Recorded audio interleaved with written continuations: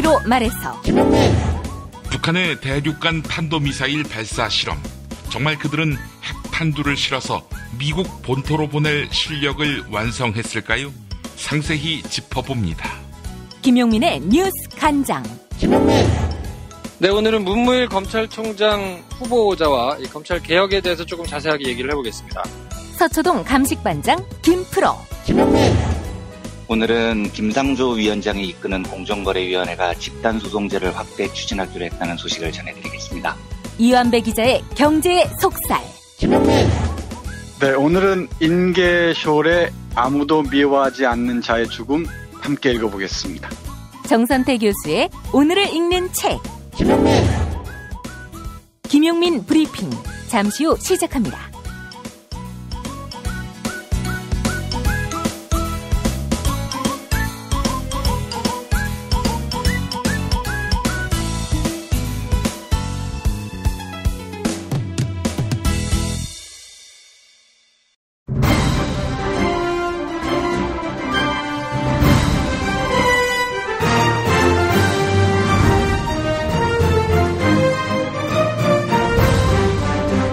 김용민 브리핑.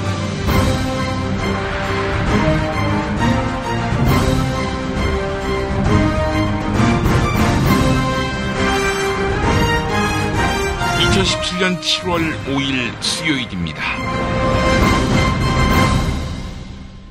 안녕하십니까, 김용민입니다.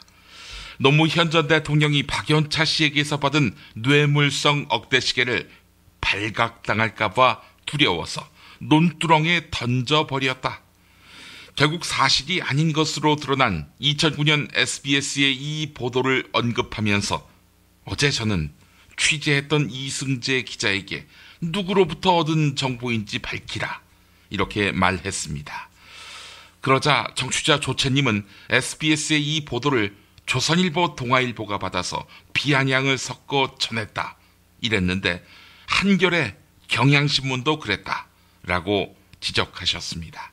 실제 2009년 5월 14일자 한겨레와 경향신문은 각각 사면에 노무현 전 대통령이 시계를 논두렁에 버렸다고 말했다고 한다 라면서 겹 인용 형식으로 보도했습니다.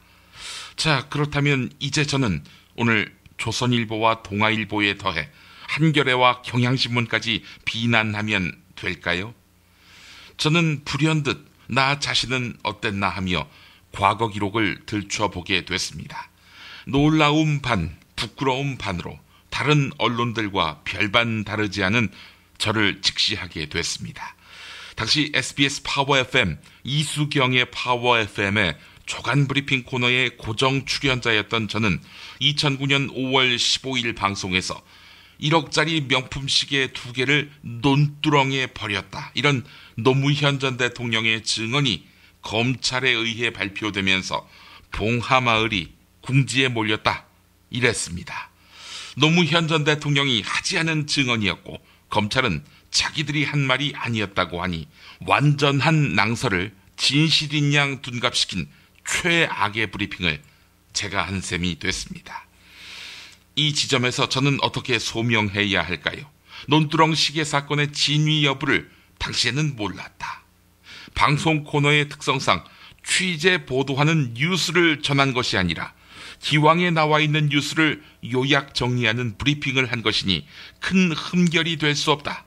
또 당시엔 조선일보부터 한겨레까지 다 그렇게 보도했기 때문에 나만의 책임일 수 없다. 아울러 노무현 전 대통령 서거 직후 진행하던 CBS 라디오 프로그램에서 MB와 검찰을 규탄했기 때문에 나 자신은 어느 한쪽에 기울었다고 말할 수 없다. 이렇게 말입니까? 모든 걸 떠나 저는 비겁했습니다. 특히 노무현을 감싸는 것처럼 보이는 모든 행동은 객관적이지도 공정하지도 못하다, 이렇게 자위하고는 정치검찰을 동원한 이명박 정부의 노무현 죽이기임을 뻔히 알고도 모른 채하며 동조했습니다. 그 기저에 이명박 정권 하에서도 방송을 계속해야 한다는 먹고 사니즘에 대한 강한 욕망이 있었을 것입니다. 그렇다면 이승재 기자에게 진실을 요구하기 이전에 반성부터 하는 것이 맞았습니다. 그런 의미에서 늦었지만 돌아가신 노무현 전 대통령과 당시 저의 브리핑을 신뢰하며 들어주신 애청자 여러분께 머리 숙여 사과 올립니다. 지금 진보와 보수를 가리지 않고 한국 언론이 총체적인 불신을 사고 있습니다. 이것은 단지 노무현이라는 한 사람에 대해 어떤 자세를 취했느냐, 이 문제만이 아닐 것입니다. 엄혹한 독재 시절 이럴 때일수록 옳은 것은 옳고 틀린 것은 틀리다 말하면서 맞서야 하는데 그렇게 하지 못한 점, 그래놓고 나쁜 정치에 분노하고 행동하는 시민을 분별 없는 바로 매도해왔던 우리 언론에 대한 분노의 총합이라고 생각합니다. 김용민 브리핑을 만드는 저 김용민은 논두렁식의 루머를 전달한 부끄러운 과거를 늘 거울 삼겠습니다. 그리고 다른 여러 욕망을 버리고 촛불로 세상을 갈아엎은, 또 갈아엎고 있는 위대한 시민과 담대히 함께하겠습니다. 오늘의 헤드라인 이어갑니다.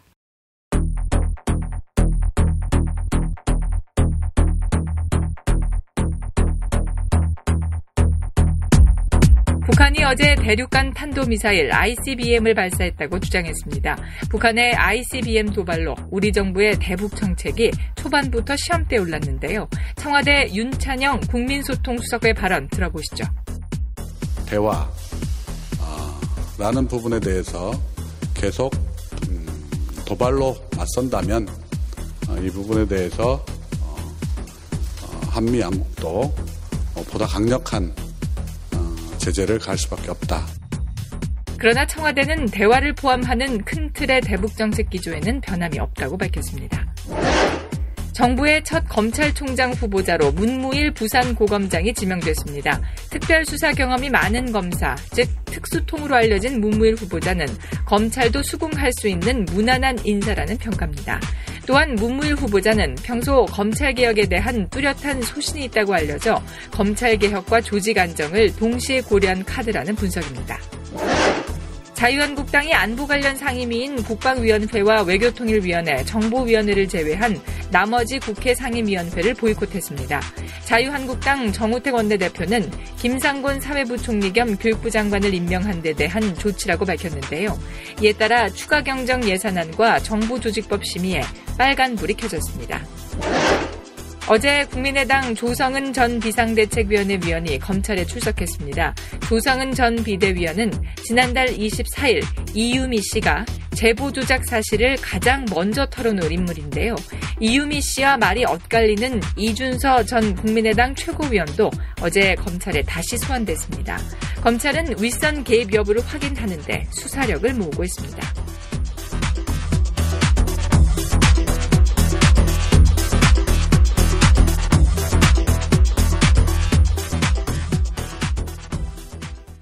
골반 잡자 바로 잡자 바디로직, 허리 통증 바로 잡자 바디로직. 2017년 쿨 썸머 바디로직 라이트 출시. 통기성이 좋아 땀 걱정 없이 한여름에도 쾌적하게. 입은 듯 안 입은 듯 가벼움의 신축성은 그대로. 자세가 좋아지는 골반 교정 타이즈 바디로직. 검색창에 골반 교정 바디로직 라이트. 유산균은 똥만 잘 싸게 해주는 게 아니야. 면역력을 높여준다고. 그런데 아무 유산균이나 사 먹으면 되겠어. KOA팜의 시크릿 프로바이오틱스를 먹어봐. 시크릿 프로바이오틱스? 하루 한 알만 먹으면 프리미엄 생균 100억마리가 내 몸 안에 들어오는 거야. 후덜덜 100억마리? 빨리 먹어봐야지.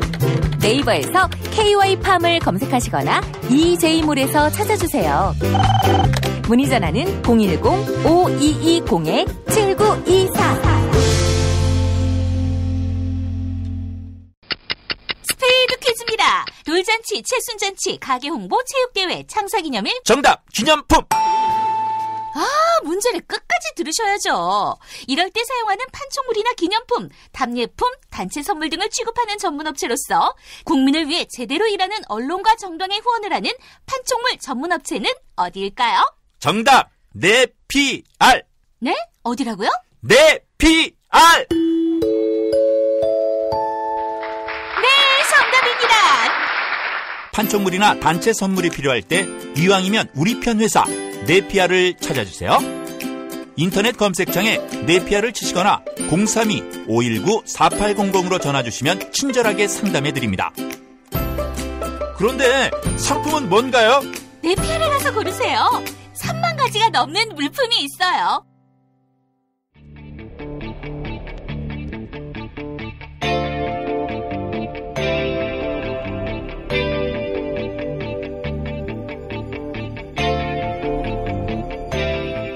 김용민의 뉴스 광장.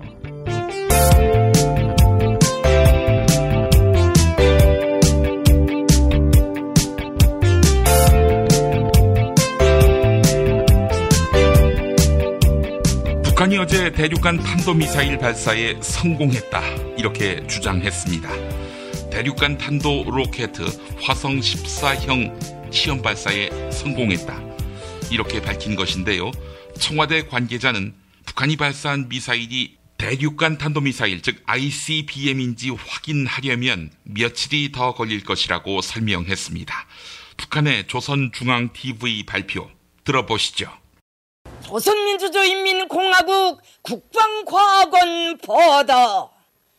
대륙간 탄도로켓 화성 14형 시험 발사 성공.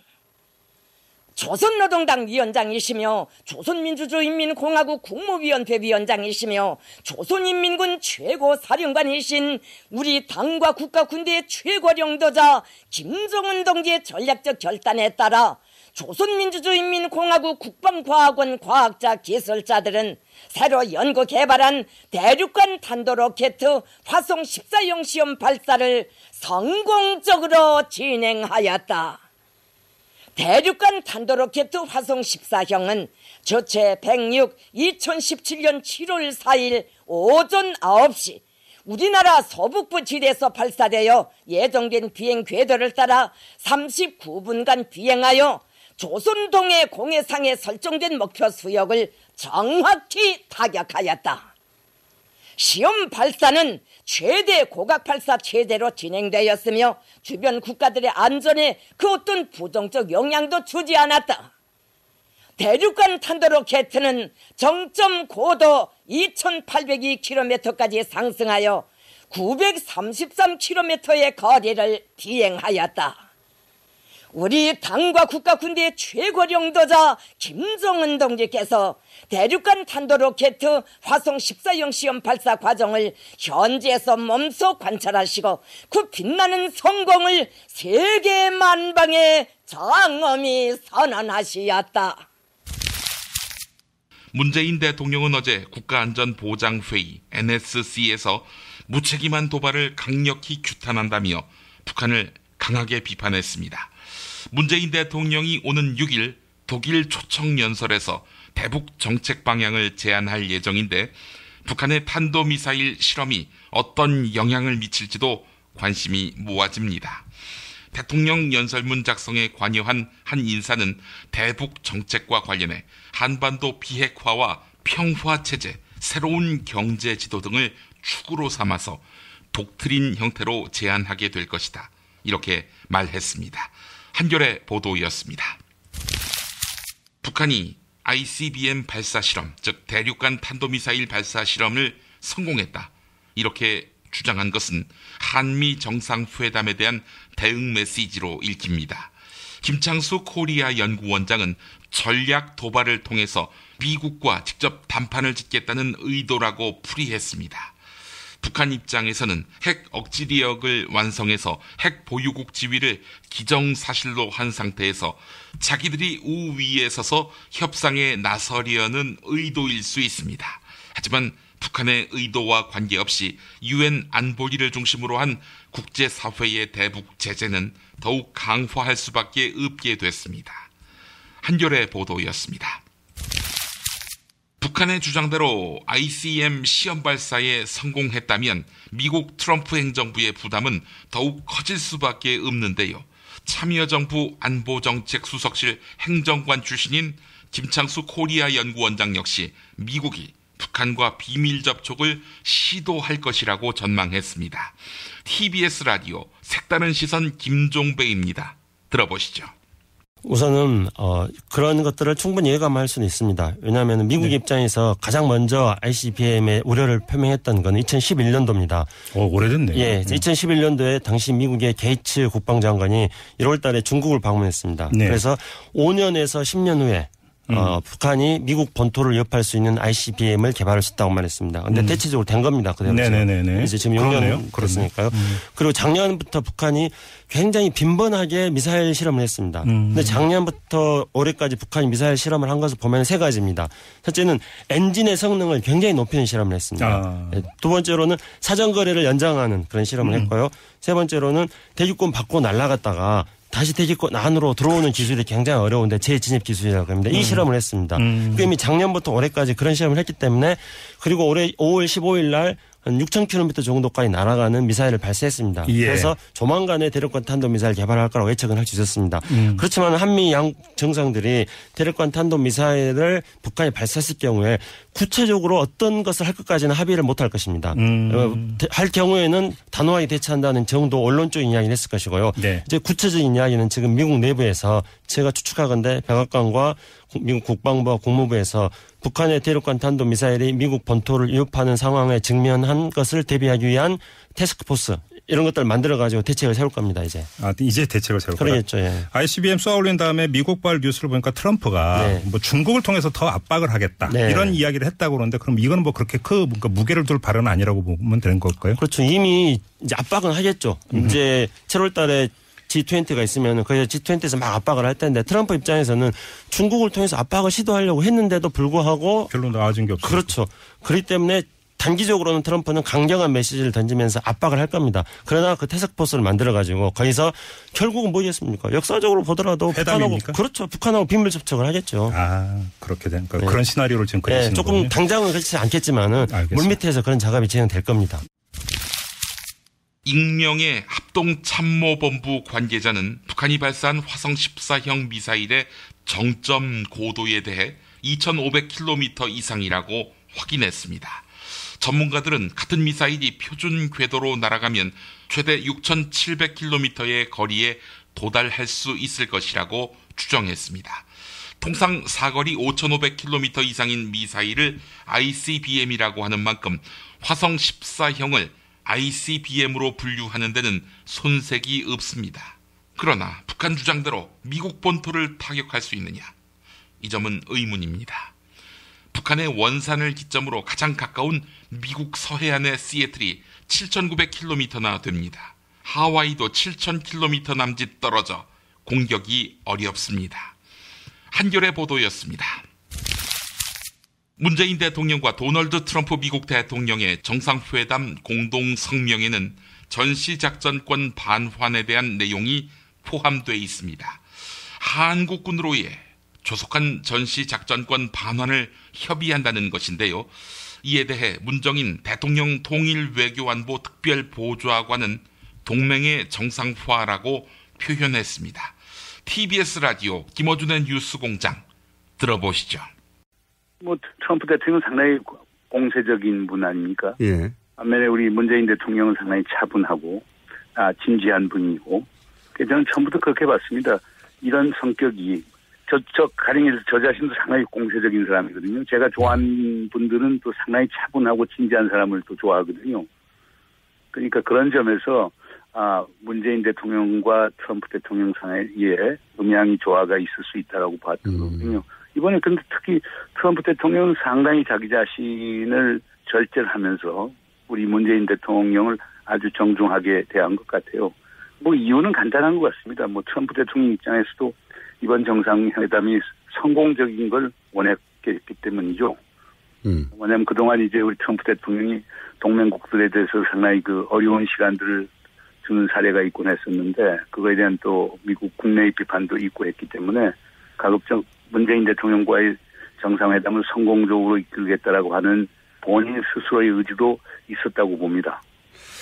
알겠습니다. 정상회담이 진행되는 걸 보시면서 그리고 이제 공동성명에 포함되는 내용들이 사실은 교수님이 주장했던 바들을 그 정신을 담고 있는 거 아니겠습니까? 그래서 뭐랄까요? 정상회담이 끝나고 나서 커봐라 내 말대로 됐지 이런 생각 하셨을 것 같아요. 그렇습니다. 뭐 가장 제일 중요한 거는 네. 그동안 그 한미동맹이 이제 미국이 한국에 대해서 일방적으로 베푸는 시해동맹으로 이해해왔거든요. 네. 근데 저는 무사히 호해동맹으로 변화해야 된다고 주장을 한 바가 있습니다. 그런데 그와 관련해서는 가령 연합방위를 하는데 한국이 주도적 역할을 한다. 그리고 그것을 위해서는 전시 작전 통제권을 반환한다. 이건 뭐를 얘기하느냐면 연합방위에 있어서 한국군이 주력군이 되고 미군이 지원군이 된다는 그런 개념이거든요. 네네. 이건 이제 동맹이 정상화가 되는 거겠죠. 그렇지 않습니까? 주한미군 사령관 27,000명 갖고 있는데 그런 사령관이 65만에 대해서 작전 통제권을 갖는다는 것은 아무리 봐도 그건 비정상이거든요. 그런 것도 의미가 있고 특히 제가 역점을 두는 거는 우리가 한반도 평화체제를 구축하는데 한국이 좀 주도적 역할을 해야 되지 않느냐.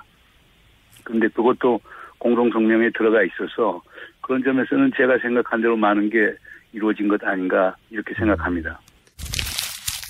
사실대로 말하면 국민의당이 망한다. 이유미 씨가 지난 5월 이준서 당시 최고위원에게 보낸 메시지인데요.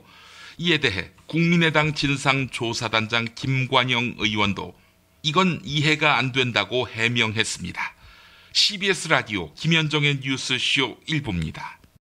5월 8일 그러니까 대선 전날 이유미 씨와 이준서 씨 사이의 카톡 이 내용을 보면 참 희한합니다. 네. 이유미 씨가 이준서 최고위원한테 사실대로 말하면 국민의당이 망하는 거라고 하셔서 아무 말도 못하겠어요. 지금이라도 밝히고 사과드리는 것이 낫지 않을까 100번도 넘게 생각했는데 안 된다고 하시니 미치겠어요. 네. 이런 말을 카톡에 하고 네. 그 뒤에 대화는 바이버라는 외국 메신저로 옮겨서 이어갑니다. 예. 잘 아시다시피 외국 회사의 메신저는 한번 삭제를 해버리면은 그 외국 회사의 서버에 우리가 자료 요청을 할 수 없기 때문에 내용이 이제 날아가 버리는 거죠. 네네. 그래서 결국 조작을 자백하자는 이유미 씨를 이준서 최고위원이 5월 8일까지 말렸던 거고. 네. 그 말린 내용에 대해서 이제 얘기를 이어가려고 하자 바이버라는 SNS 메신저로 옮겨서 대화를 이어간 거 아닌가. 합리적인 의심이 들거든요. 네네. 조사해 보셨습니까? 당연히 저희도 그 부분이 가장 핵심이라고 생각을 하고. 그렇죠. 조사를 했습니다. 이준서 최고위원이 뭐라고 해명하던가요? 그날 이 문자를 못 보다가 좀 뒤늦게 봤다. 예. 그런데 본인이 이 사실대로 말하면이라는 말이 나오지 않습니까? 그렇죠. 사실대로 모든 걸 말하면 국민의당은 망하는 것이다고 하셔서 이 말이 그러면 사실대로 모든 걸 말하면이라는 말이 무슨 말이냐? 예. 라고 하는 것을 바이버로 물어보지 않습니까? 이유미 씨한테 물어봤다. 예. 근데 물어봤는데 그 물어본 것에 대해서 이유미 씨가 답을 네. 그것은 우리끼리 부담 없이 나눈 대화라는 얘기지 그게 폭로가 아니다. 그러니까 제보자와 이유미 씨가 부담 없이 나눈 얘기지 폭로하려고 한 게 아닌데 폭로하는 게 돼서 제보자한테 미안하다 이런 얘기. 예, 그런 취지로 그걸 답을 보냅니다. 또 금방 아까 앵커님이 말씀하신 대로 카톡방에서 그동안 계속 얘기를 하다가 왜 갑자기 바이버로 옮겨갔냐. 예. 그 부분도 물어봤죠. 그렇죠. 혹시 비밀스러운 대화를 하기 꺼림칙하기 때문에 바이버로 간 거 아니냐. 예. 그 당시에 이분이 2030 청명위원장을 맡고 있었거든요. 예. 그러면서 다른 당원들과 바이버로 자기가 이 톡을 하고 있었답니다. 예. 톡을 하고 있다가 이 이유미 것이 생각이 나가지고 이유미도 바이버에 들어와 있기 때문에 이미 바이버를 이미 사용하고 있는 상황에서 이유미를 불러가지고 이유미에게 그걸 물어봤다는 거예요. 그래서 바이버가 편할 것 같아서 바이버로 옮겨간 거다? 네, 맞습니다. 그러면요, 단장님. 지금이라도 밝히고 사과드리는 것이 낫지 않을까 100번도 넘게 생각했는데 안 된다 하시니 미치겠어요. 도대체 누구한테 사과를 한단 말입니까? 그러니까요. 이 부분이 그런데 이준서 씨가 전단 앞쪽 사실대로 모든 걸 말하면이라고 사실대로라는 말이 무슨 말이냐라고 물어봤더니 이유미 씨가 말을 허물허물하니까 이거는 이상하다. 나도 도저히 이해를 못하겠다. 라고 이준서 씨가 생각을 하고 그 뒤로 여기에 대해서 가타부타 한 번도 얘기가 없었다는 거예요. 아니 그리고 사실대로 말하면 제보자한테 이거를 사실은 이거 우리끼리 그냥 한 말인데라고 그 사실대로 말하면 국민의당이 망한다. 그거 가지고 왜 국민의당이 망합니까? 저도 그 부분이 이 합리적으로 이해가 잘 안 되는 부분은 그렇죠. 일부 있습니다. 문재인 정부 첫 검찰총장 후보자로 문무일 부산고검장이 지명됐습니다. 평소에도 검찰 개혁에 대한 의지를 드러냈던 인물로 알려져 있지요.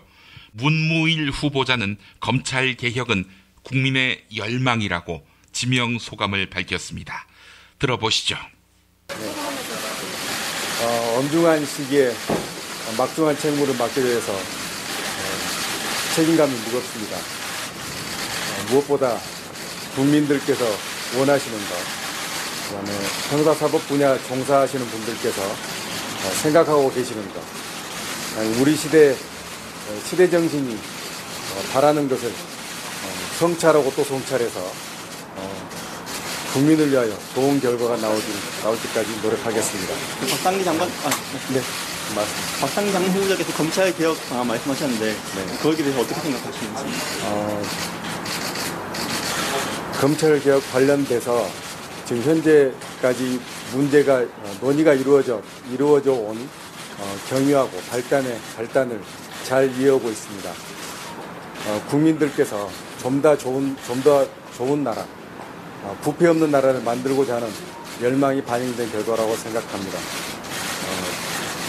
검찰도 이러한 논의에 충분히 이해를 하고 있기 때문에 국민의 권익을 위해서, 국민의 인권을 위해서 최선의 결과를 도출해내는 데 동참하겠습니다. 경상남도 창원 골프 연습장 40대 주부 납치 살해 사건의 주범 심천우가 경찰에서 이렇게 진술했습니다. 툭 치니까 넘어지면서 잘못됐다. 당초 살인 혐의를 완강히 부인하던 범인은 여전히 반성이나 후회의 기색을 보이지 않고 있습니다. 국립과학수사연구원의 부검에서 피해자의 사인은 목졸림에 의한 질식사로 확인됐는데요. 피의자 심천우, 지난해 사업 실패로 신용불량자가 됐고 이후에 골프장에 출입하는 돈 많은 사람을 납치해서 금품을 빼앗기로 모의했습니다. 경찰은 심천우와 공범인 그의 애인을 특수감금과 강도살인 등의 혐의로 구속영장을 신청했습니다. 동아일보 보도였습니다. 서울특별시가 투자출연기관에서 일하는 무기계약직 2,400명 전원을 올해 안에 정규직화할 계획입니다. 전국 지방자치단체 가운데 처음입니다. 서울시 고위 관계자는 구의역 사고의 영향으로 정규직화의 범위를 전체 투자출연기관으로 넓혔다. 이렇게 설명했습니다. 또한 서울시는 이들 기관에서 일하는 기간제 계약직 노동자 1,000명도 정규직으로 전환하기로 했습니다. 한겨레 보도였습니다. 갑질 논란 의혹을 받고 있는 미스터피자 창업주 정우현 전 MP그룹 회장이 구속 위기에 놓였습니다. 검찰은 100억대의 횡령과 배임, 공정거래법 위반 등의 혐의로 정우현 전 회장에 대해 구속영장을 청구했습니다. 정우현 전 회장은 가맹점에 공급할 치즈를 구입하면서 자신의 처제 명의로 된 회사 등을 중간 업체로 끼워 넣어 50억대 이익을 빼돌린 혐의를 받고 있습니다.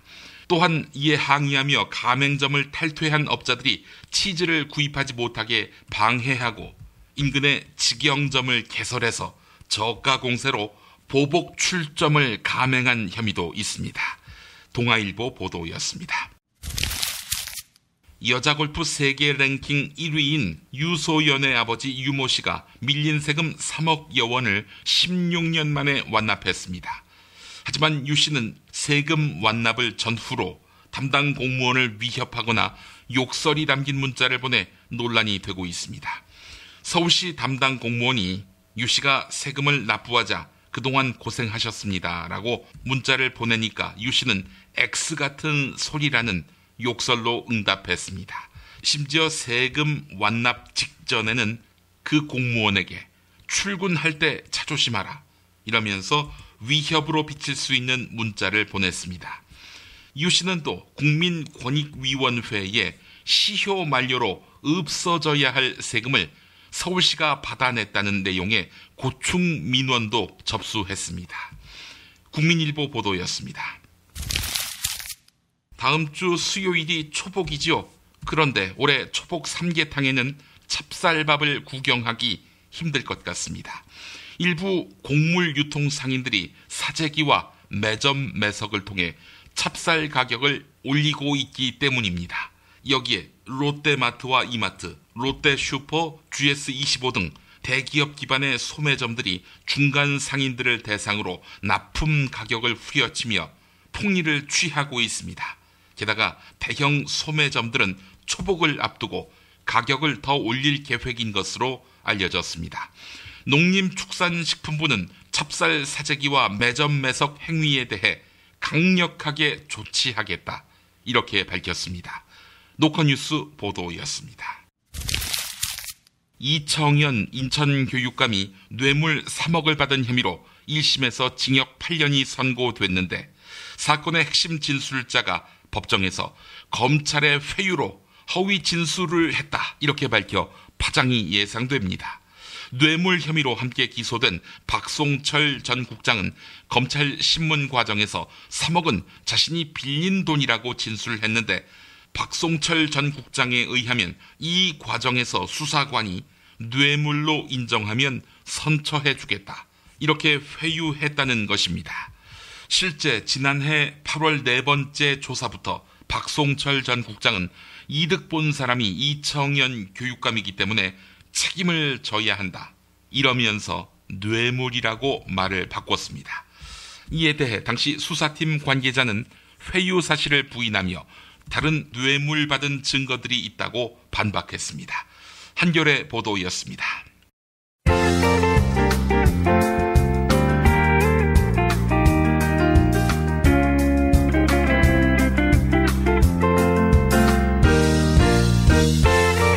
여러분 안녕하십니까? 지금부터 전국 16개 시도교육청과 무관한 2017학년도 뉴스 듣기 능력평가를 시작하겠습니다. 수험생 여러분께서는 팟캐스트의 음량을 알맞게 조절하여 주시기 바랍니다. 모든 문제는 한 번씩만 들려드리니 잘 듣고 지시에 따라 물음에 답하시기 바랍니다. 이제 시작하겠습니다. 박씨, 딸이 있었나? 아이 씨발 왜 때려? 딸이라니, 국가와 결혼한 내가 내 남편인 국가 말고 딴 놈하고 놀아놨단 얘기야? 아니 그게 아니라 어떤 40대 여성이 재판정에서 당신한테 엄마 이랬다면서 벌떡 일어났어. 제가 박근혜 전 대통령 딸입니다, 이랬던 여자 말이야. 끌려나갈 때 엄마 이랬다면서. 이 씨발 새끼, 지금 내가 그렇게 우스워 보여? 박씨, 당신 때문에 참 여러 사람이 고생한다. 기춘이 형 7년 구형 먹었어. 윤선이는 6년.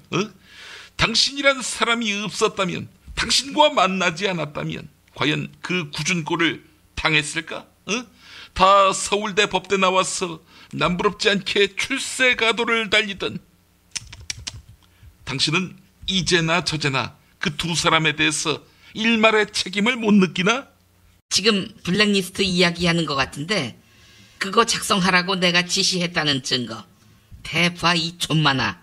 반대파는 무조건 나쁜 사람이다, 이렇게 매도하면서 편가르기 하는 당신의 속 좁은 행동에서 기춘이 형 또 윤선이가 영감을 얻지 않았을까?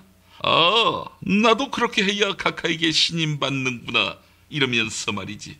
박씨, 당신 혹시 누구의 엄마는 아니어도 안철수와 친인척 사이 아니야? 그 요즘 철수도 밑에서 알아서 한 일, 나는 모르는 일, 따라서 그저 침묵할 일, 이러던데. 오늘 작두 타는구나 뭐. 너 방금 혼자 했던 멘트가 200자 원고지 한 장 분량이야. 가만히 있자. 그 사이에 내 귀가 썩은 건 아닐까? 홍준표가 자유한국당 대표가 됐대. 보니까 친박을 싹쓸이할 모양이더라고. 하긴 뭐 당을 살리려면 그 수밖에 없지. 당신 하나 때문에 모두가 씨가 마를 모양새야. 박씨, 세상을 떠난 노무현 대통령이 쓴 유서 기억하나? 나로 말미암아 여러 사람이 받은 고통이 너무 크다. 나로 말미암아 여러 사람이 받은 혜택이 너무 크다. 어때? 내 덕에 벼슬 얻었고 내 덕에 국가지원금 얻어간 놈년들 얼마나 많았어. 그런데 이제는 다 숨고 또 배신 때리고 심지어 나는 몰라요. 박근혜가 다 시켰어요. 배신자들 빡큐다 이 씹새끼들아. 퀴즈 문제로 바로 가야겠구만.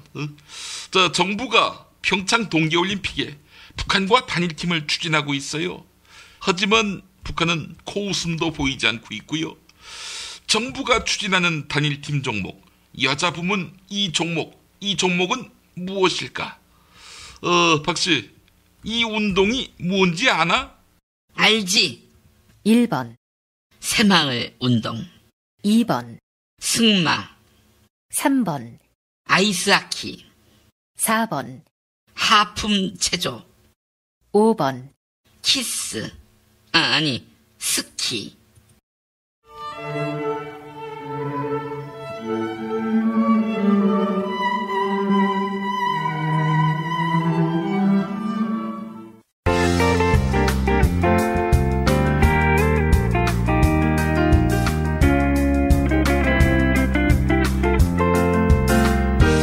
수고하셨습니다. 이상으로 전국 16개 시도교육청과 무관한 2017학년도 뉴스 듣기 능력평가를 모두 마치겠습니다. 수험생 여러분은 이메일 주소와 정답, 사연을 적어 팟빵 게시판에 올려주시기 바랍니다.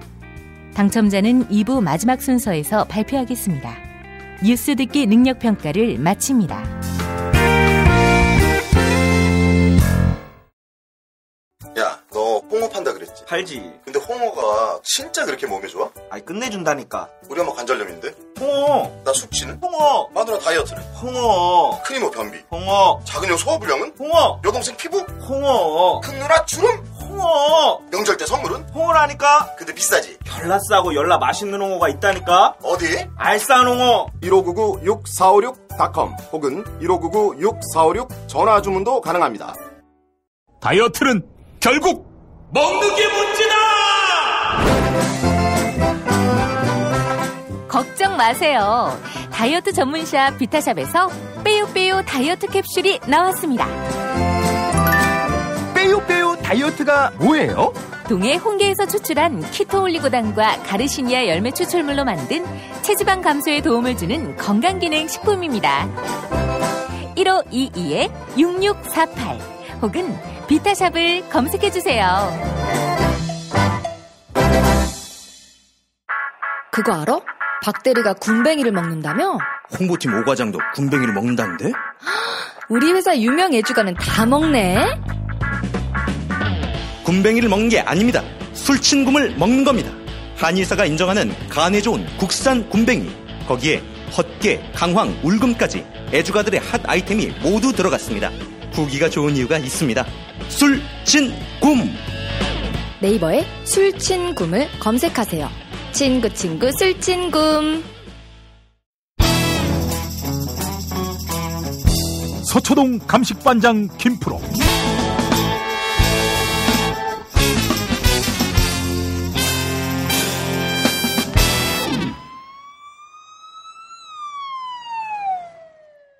자, 김프로 나와 계시죠?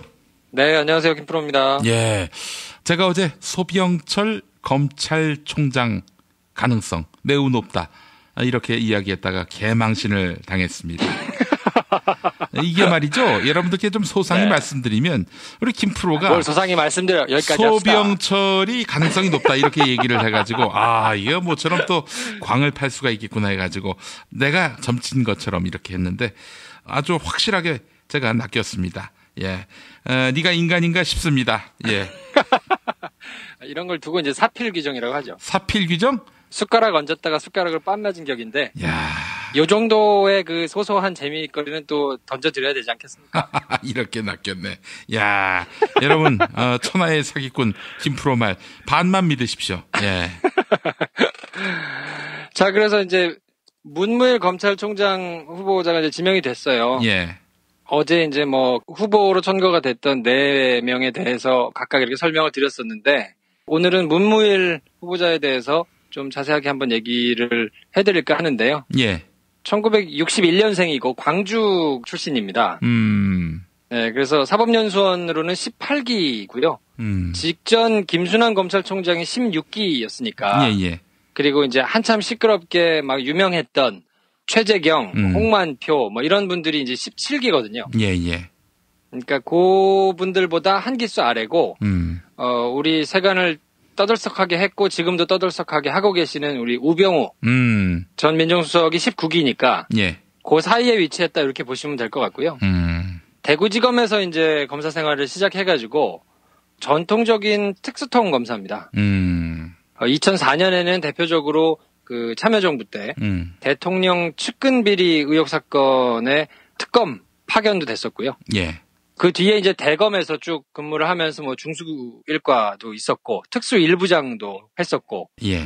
나름대로 이제 요직을 쭉 거치면서 전형적인 특수통 검사로 이렇게 이름을 날리다가 박근혜 정부 들어서는 어제 제가 설명드린 것처럼 철저한 호남 배제 원칙에 따라서 그냥 빙빙빙 뭐 여기저기 별로 그렇게 변방만 좀 맴돌았던 뭐 그런 전력을 가지고 있고요. 예. 가장 최근에 했던 수사로는 성완종 게이트에서 이제 홍준표 지금은 이제 당대표가 됐는데 예. 당시 홍준표 경남도지사를 기소했었죠. 그런데 그걸 두고 논란이 있더라고요. 그러니까 그걸 두고 이제 비판이 있죠. 왜냐하면 친박 인사들 거론됐던 사람들은 다 거의 이제 면죄부를 주고 당시에 떨거지였던 우리 홍준표 경남도지사만 이제 기소를 하고 예. 뭐 이렇게 해가지고 수사를 정권의 입맛에 맞게 한 거 아니냐라고 비판을 하는 분들이 계시죠. 지금의 기준으로 보면 미흡한 수사라고 볼 수도 있고 어쨌든 그 홍준표 당대표 같은 경우에는 2심에서 무죄를 받았잖아요. 예. 그래서 이제 대법원 판결을 앞두고 있는 상황이고 뭐 이렇기 때문에 그거에 대해서 굉장히 엄격한 잣대를 들이대면 이제 욕을 먹을 만한데 저는 이렇게 좀 말씀을 드려보고 싶어요. 윤석열 지금 서울중앙지검장이 2013년도에 국정원 대선 개입 사건을 수사하다가 예. 최동욱 검찰총장이 혼외자 사건 때문에 옷을 벗었단 말이에요. 근데 그때 옷을 벗은 게 거의 뭐 굉장히 심하게 얘기하면 속옷을 벗겨가지고 길바닥에다가 내동댕이 친 격이거든요. 예. 완전히 뭐 있을 수 없는 방식의 그러니까 저널리즘 측면에서 봐도 기사 요건이 안 되는 기사를 써서 거의 공작의 협공을 거듭하면서 해가지고는 결국 몰아냈고 그리고 그 당시에 대선 개입 수사를 했던 뭐 전통적인 특수통 검사들은 전부 다 귀향을 보냈고요. 그리고 그 이후에 인사가 있을 때마다 아주 처절하게 짓밟았어요. 윤석열 검사 같은 경우는 그 뒤로 수사할 수 있는 부서에 못 가고 계속 고검에만 전전하면서 놔둬서 실제로 본인의 마음고생이 굉장히 심했었고 그리고 뭐 그 밑에서 근무했던 검사들도 전부 하나같이 다 한직으로 보내가지고 거의 완전히 그냥 짓밟았거든요. 아니 왜 그렇게까지 했을까요? 알아서 기라 이거죠. 너희들이 정권의 입맛에 맞지 않게 수사를 하고 우리가 내리는 가이드라인에서 벗어난 수사를 하려고 까불면 이렇게 된다라는 걸 아주 처절하게 보여줬거든요. 예. 그렇기 때문에 사실상 제 개인적인 생각으로는 윤석열 중앙지검장이 그 국정원 대선 개입 사건 수사하다가 중간에 이제 강등돼가지고 귀향을 간 그 사건 이후로 그 전에가 이제 최동욱 총장이 옷을 벗었고 최동욱 총장이 옷을 벗은 상황에서 윤석열 팀장을 위시로 해서 꾸역꾸역 팀을 꾸려가던 그 팀을 윤석열을 날려버리고 나머지 검사들도 나중에 다 한직으로 보내버렸거든요. 예. 그러니까 윤석열을 마지막으로 해서 수사가 진행되는 모든 수사들이 다 제대로 된 수사가 거의 없다고 봐도 뭐 될 겁니다. 그 정도로 진행이 됐어요. 그리고 광주에서 진행이 됐던 해경 1, 2, 3정장에게 업무상 과실치사를 적용하느냐 마느냐 그거를 두고도 그렇게 상식적인 거를 두고도 그 혐의를 기소하는 것이 목을 걸 만큼의 용기가 필요할 정도로 상식적으로 보면 말이 안 되는 거거든요. 그건 그냥 너무 기본 중에 기본인 수사인데 예. 그런 기본적인 수사를 하는 것 자체가 본인의 목을 내놓고 수사를 할 만큼 용기를 가져야 할 만큼 예. 그렇게 검찰 조직을 완전히 뭉개버렸었거든요. 예. 그러니까 그런 상황에서 어제 제가 말씀드렸는데 호남 인사들은 철저히 바깥으로 돌렸다 그랬잖아요. 그런데 문무일 검사장이 예. 당시에 성완종 특별수사팀장을 했단 말이에요. 예. 그게 무슨 의미 같으세요? 너 죽어라 이거예요. 철저히 한직으로만 돌리다가 이게 수사를 하면 어쨌든 수사 결과를 내놔야 되는데 예. 수사 결과를 조금 열심히 수사를 해가지고 정권 입맛에 맞지 않게 수사 결과를 내면 날려야 될 거 아닙니까? 예. 정권 입장에서는. 예. 근데 자기들이 신복으로 놓고 있는 TK를 거기다 앉힐 수가 있겠어요? 불편하죠. 예. 그리고 만약에 이제 수사 결과에 따라서 정권이 원하는 대로 뭔가 아사모사하게 그냥 정리가 되는 정도라면 예. 정권에서는 가만히 있겠지만 여론이 가만히 안 있겠죠. 그러면 여론에서 막 욕을 하면서 이렇게 수사를 엉망으로 하냐 하면서 욕을 먹고는 그 비난을 네가 다 가져가라는 거죠. 그래서 앉혀놓은 거예요. 문무일 당시 검사장을. 그러니까 수사를 미적미적 정권 입맛에 맞게 했다고 문무일 지금 후보자를 욕하는 거는 예. 하나만 보고 둘을 보지 못하는 우를 범할 수 있기 때문에 그거는 전체적인 그림에서 보면 맞지 않는 논리다라고 저는 개인적으로 생각하고요. 예. 그나마 성완종 리스트 수사가 그래도 홍준표라도 기소하고 뭐 이렇게 진행이 됐던 거를 보면 문무일 당시 팀장의 역할이 꽤 많이 좌우를 했고요. 그 상황에서도 뭔가 그래도 나름대로 특수수사를 할 수 있도록 후배들의 이렇게 모든 걸 이렇게 배려했던 걸로 당시 수사팀에서는 굉장히 사람들로부터 이렇게 좀 칭찬을 받고 있거든요. 예. 그렇게 조금 시각을 달리 해가지고 조금 보실 필요가 있을 것 같습니다. 예. 알겠습니다. 그런 맥락이 있었군요.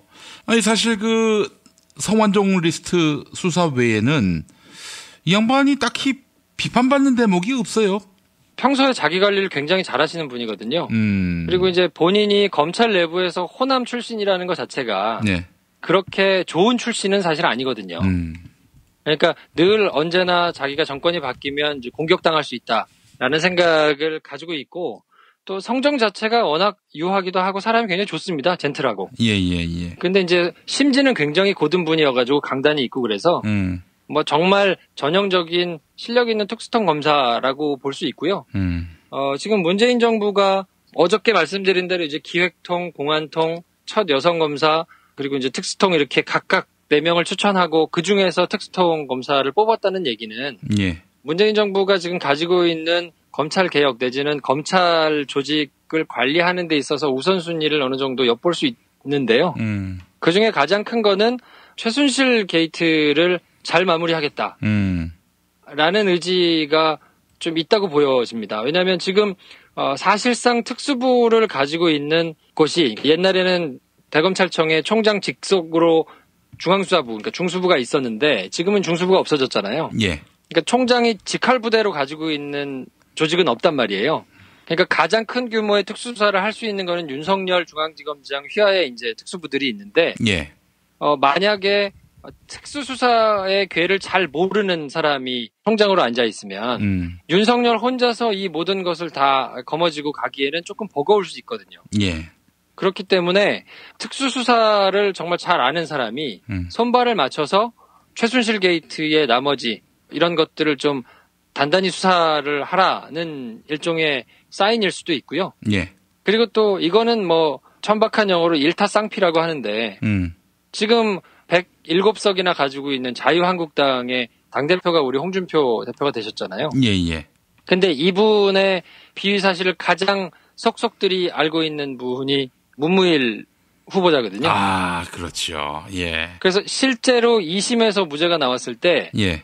굉장히 본인이 흥분하고 분개했었어요. 왜냐하면 법리적으로 이건 말이 안 된다. 라면서 이제 본인이 모든 이런 걸 다 가지고 있을 거 아닙니까? 예. 그러니까 자유한국당 특히나 우리 막말 천사 홍준표 오빠께서 깜짝이야. 날 얘기하는 줄 알고. 예. 이 막말을 일삼으면서 뭔가 이렇게 어그로를 끄는 역할을 담당하는 홍준표 당대표에게 예. 굉장한 부담일 수 있죠. 꼭 이게 무슨 표적 수사를 하거나 뭔가 이렇게 하지 않더라도 본인의 약점을 가장 잘 알고 있는 사람이 검찰에 있기 때문에 홍준표 대표 입장에서는 하여튼 굉장히 좀 껄끄러울 거예요. 심정적으로. 그렇다면은 이제 지금 대법원까지 간 거 아닙니까? 그 홍준표 네. 새 대표의 것이. 이 단계에서는 뭐 검찰이 따로 손쓸 도리가 없는 거 아닙니까? 그럴 수는 없습니다. 그럴 수는 없는데 저는 뭐 개인적으로 전망하기에는 양승태 대법원장 휘하에서 법원이 문제가 많이 있었거든요. 예. 그러니까 지금 표면으로 그렇게 많이 시끄럽게 드러나진 않았지만 경향신문에서 그때도 말씀드렸지만 이범준 기자가 계속 기자를 쓰고 있는데 판사들 내부에서 굉장히 부글부글 하거든요. 예. 그렇기 때문에 법원의 기류도 이제 어느 정도 바뀔 거라고 보고요.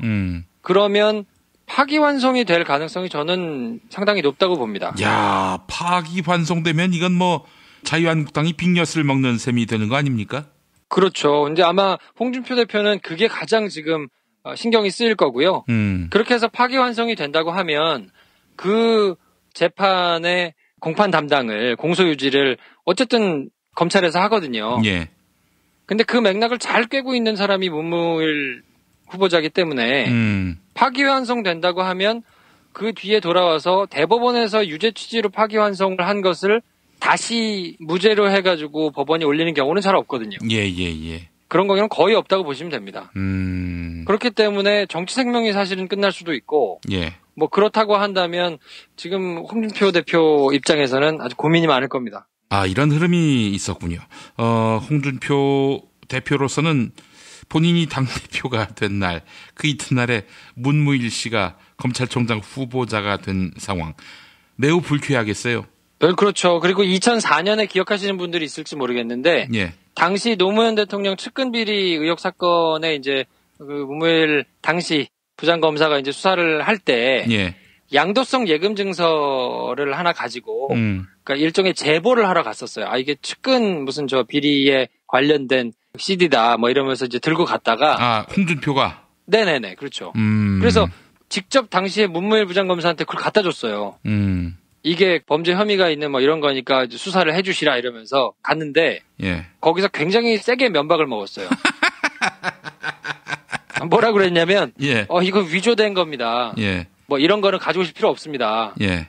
그러면서 이제 막 면박을 주면서 이제 그걸 했거든요. 그러니까 나와서 본인이 언론들 앞에서 이거 뭐 후배 검사한테 예. 되게 세게 훈계를 들었다. 뭐 이러면서 굉장히 불쾌하게 이렇게 얘기를 했던 게 있거든요. 예. 우리 김엄마 옛날 자료 잘 찾으시니까 예. 뒤져보시면 아마 그때 자료가 있을 수도 있어요. 예.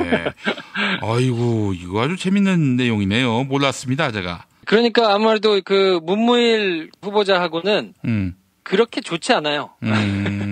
그리고 얼마 전에는 성완종 리스트하고 홍준표 당시 도지사를 기소한다 이렇게 발표도 하기도 했었고 하니까 예. 홍준표와는 하여튼 깊은 악연이 있는 사람이라고 봐야죠. 예.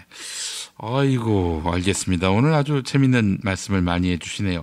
자, 이제 문무일 검찰총장 후보자. 만약에 이분이 이제 검찰총장이 된다면 뭐 되겠죠. 그런데 어떻습니까? 검찰개혁의 적임자라는 어제 견해 뭐 달라진 게 없겠죠?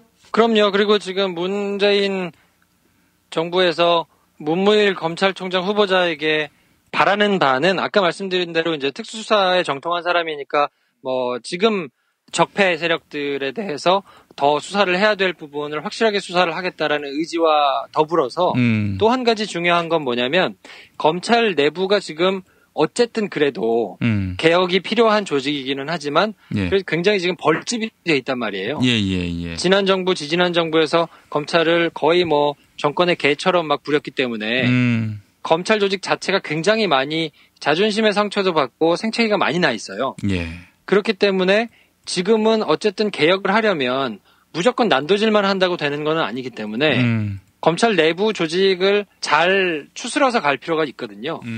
근데 그런 거를 하기에 후배들로부터 신망이 굉장히 있는 사람이기 때문에 예. 개혁 과제를 가지고 뭐 조국 민정수석이라든지 법무부 장관이라든지 뭐 이런 사람들이 이제 치고 나갈 때 뭔가 설득하고 우리가 이런 거에 발을 맞춰가지고 시대 정신이 그렇다라고 후배들을 설득도 하고 얼르기도 하고 뭐 이러면서 이제 가는 게 굉장히 중요한데 그 역할을 문무일 후보자가 할 수 있을 것이다라고 아마 생각을 했던 것 같고, 그리고 사실상 그 노무현 정부 때 김종빈 전 검찰총장이 있었는데 이 사람 이후에 호남 출신으로 검찰총장이 나오는 게 12년 만이거든요. 예.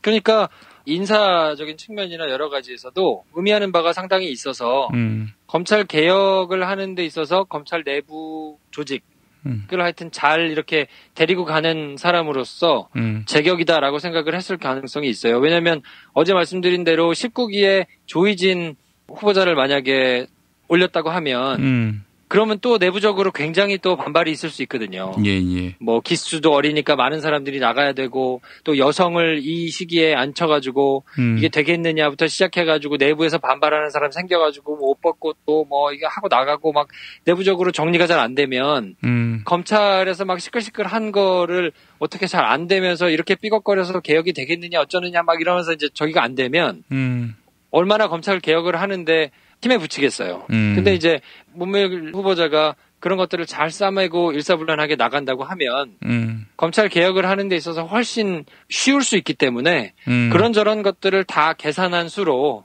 여러 가지 면에서 문무일 후보자가 굉장히 좀 제격이었다고 판단한 것 같고 뭐 저도 그렇고 뭐 내부에서도 그렇고 여러 지금 바라보고 있는 뭐 서초동의 많은 기자들도 그렇고 큰 틀에서 무리 없다. 그래서 이제 청문회에서만 큰 과가 나오지 않는다고 하면 제가 보기에는 새 정부 첫 검찰총장으로는 나쁘지 않은 카드다. 뭐 저는 개인적으로 그렇게 판단하고 있습니다. 예, 알겠습니다. 자, 김 프로 오늘 말씀 잘 들었고 내일 뵙도록 하겠습니다. 네, 내일 뵙겠습니다. 진실은 반드시 밝혀진다고. 무엇이 진실입니까? 대통령이라고 하는 지위를 진실을 밝히지 않는 데에 역이용해서.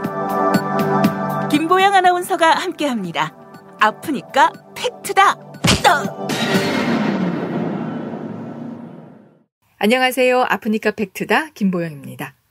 도널드 트럼프 미국 대통령이 한미 FTA 자유무역협정 재협상을 거듭 언급하고 있습니다. 정확히 FTA라는 용어를 사용하지는 않았지만 문재인 대통령과 새로운 무역협정을 논의했다고 밝힌 것입니다. 이에 청와대는 한미 FTA 재협상에 대해 합의한 바가 없다. 이런 공식 입장을 내놓았는데요. 한미 FTA가 체결된 이후 미국의 무역 적자가 110억 달러 이상 증가했다는 트럼프 대통령. 미국이 트럼프 대통령의 의지대로 한미 FTA 재협상을 요구한다면 우리 정부는 어떻게 해야 할까요? 한미 FTA 협정문에는 상대국의 제시사항에 대해 협의를 개시해야 할 의무가 규정되어 있습니다. 즉 미국이 재협상을 요청하면 한국은 거부할 수 없는 상황에 처한 것인데요. 이에 따라 재협상에 대한 대비가 필요하다는 지적이 나옵니다. 민주사회를 위한 변호사 모임 국제통상위원장인 송기호 변호사의 발언 들어보시죠. 협정문 자체를 이력도 고칠 수 없다는 식으로 나가는 것은 오히려 우리의 협상력을 떨어뜨립니다. 한미 FTA 개정 협상 요구를 준비해야 되고 또한 경향신문은 사설을 통해 이참에 재협상으로 한미 FTA 독소 조항 문제를 제기하자고 밝혔습니다. 투자자 국가소송제, ISD의 불평등 부분을 문제 삼자는 것이죠. 여기에서 더 나아가 정부는 FTA에 대한 새로운 모델 정립을 고민해야 한다고 덧붙였는데요. 그동안 FTA로 자동차 수출액은 늘어난 반면 농축산물 무역 수지는 훨씬 나빠졌죠. 그리고 다수의 FTA에도 불구하고 실업 문제와 중소기업 상황은 더욱 열악해졌습니다. 경향신문은 이런 상황이 FTA에 결함이 있다는 뜻이라며 시민의 삶을 증진시키는 방향으로 재협상을 해야 한다. 이렇게 강조했습니다. 지금까지 아프니까 팩트다였습니다. 유저와 유저 사이 소통 랭커와 일반 유저 소통 초보와 게임 사이의 소통 마당을 깔았다네. 그래도 반지 업데이트. 벤지 유저와 유저 사이 소통 랭커와 일반 유저 소통 초보와 게임 사이의 소통 마당을 깔았다네. 그래도 반지 업데이트. 벤지 내 몸에 적폐청산 새싹 땅콩차가 또 왔어요. 새싹 땅콩차 최초 이벤트 2+1 티백 2개를 사시면 하나 더 드립니다.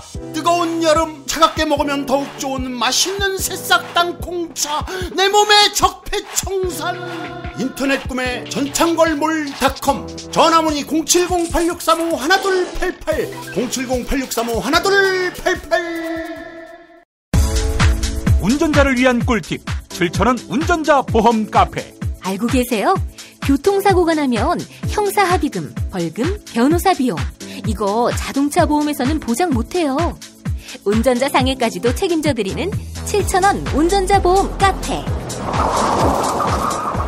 버스, 택시, 트럭 등 영업용 차량 운전자를 위한 12,500원 운전자 보험 카페도 있습니다. 실손, 부모님 건강, 자녀 보험도 안내해드립니다. 02849-9730 연중 무휴라 언제든 02849-9730.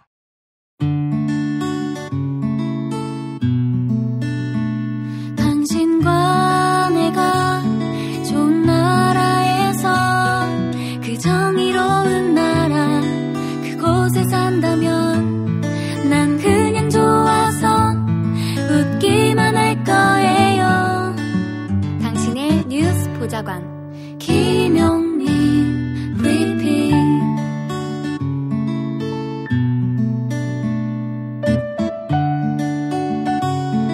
대한민국 뉴스 브리핑의 선두주자 김용민 브리핑. 계속해서 김보영 아나운서가 오늘의 날씨를 전해드립니다.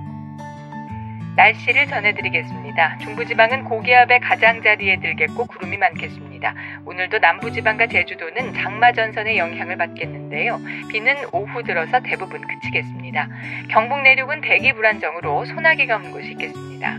또한 30도를 크게 웃도는 무더위가 기승을 부리겠는데요. 낮 기온은 동두천과 대구 33도, 서울 32도, 대전과 전주는 31도로 예상됩니다. 폭염은 내일까지 이어지겠습니다.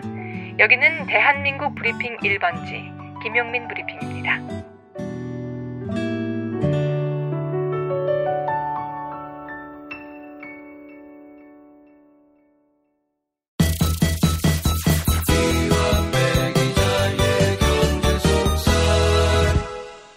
민중의 소리 이완배 기자 만나겠습니다. 이완배 기자님. 네, 안녕하십니까. 예, 어제 양심수를 위한 다음 스토리 펀딩 많이 참여해 주십사 말씀드렸는데, 예, 오늘 가보니까 우리 이완배 기자님 말씀 듣고 왔다는 분들 많이 봤습니다. 감사합니다. 정말로 고개 숙여서 다시 한번 진심을 다해서 감사드립니다. 예, 그러나 아직 목표에까지 좀 많이 남았습니다.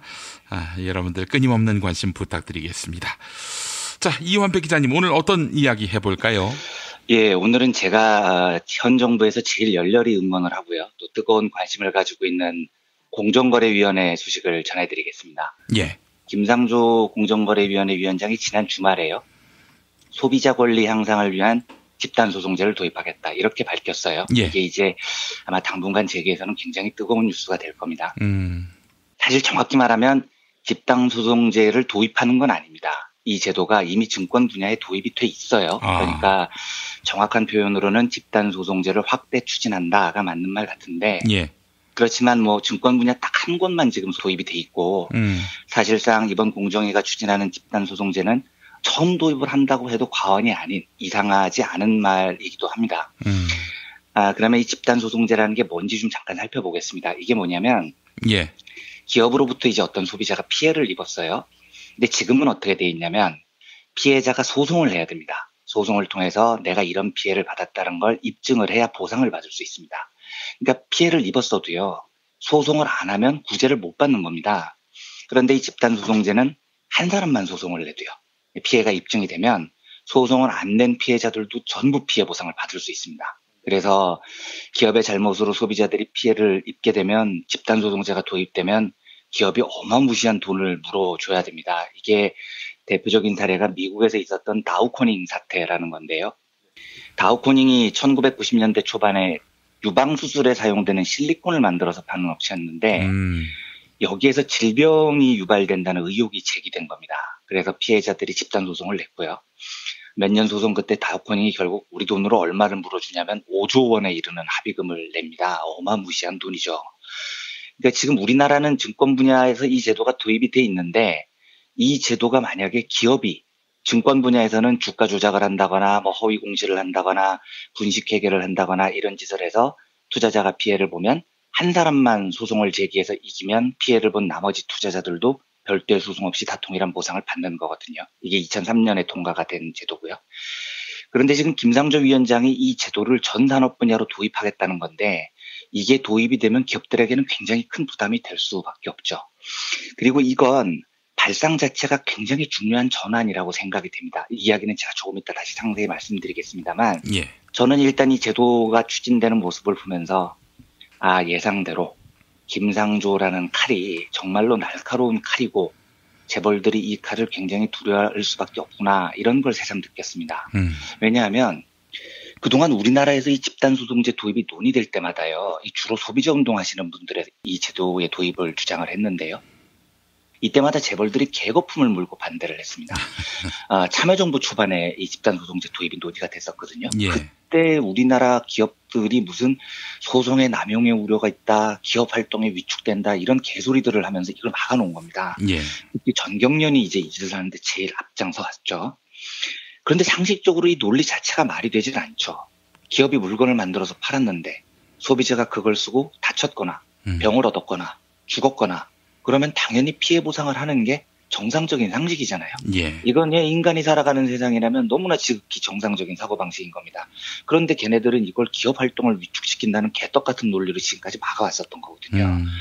그러니까 이런 주장은 이런 말이에요. 우린 그냥 계속 대충 만들어서 소비자들 사기치고 등쳐먹고 그렇게 장사할래. 뭐 지금 이런 주장을 하고 있는 겁니다.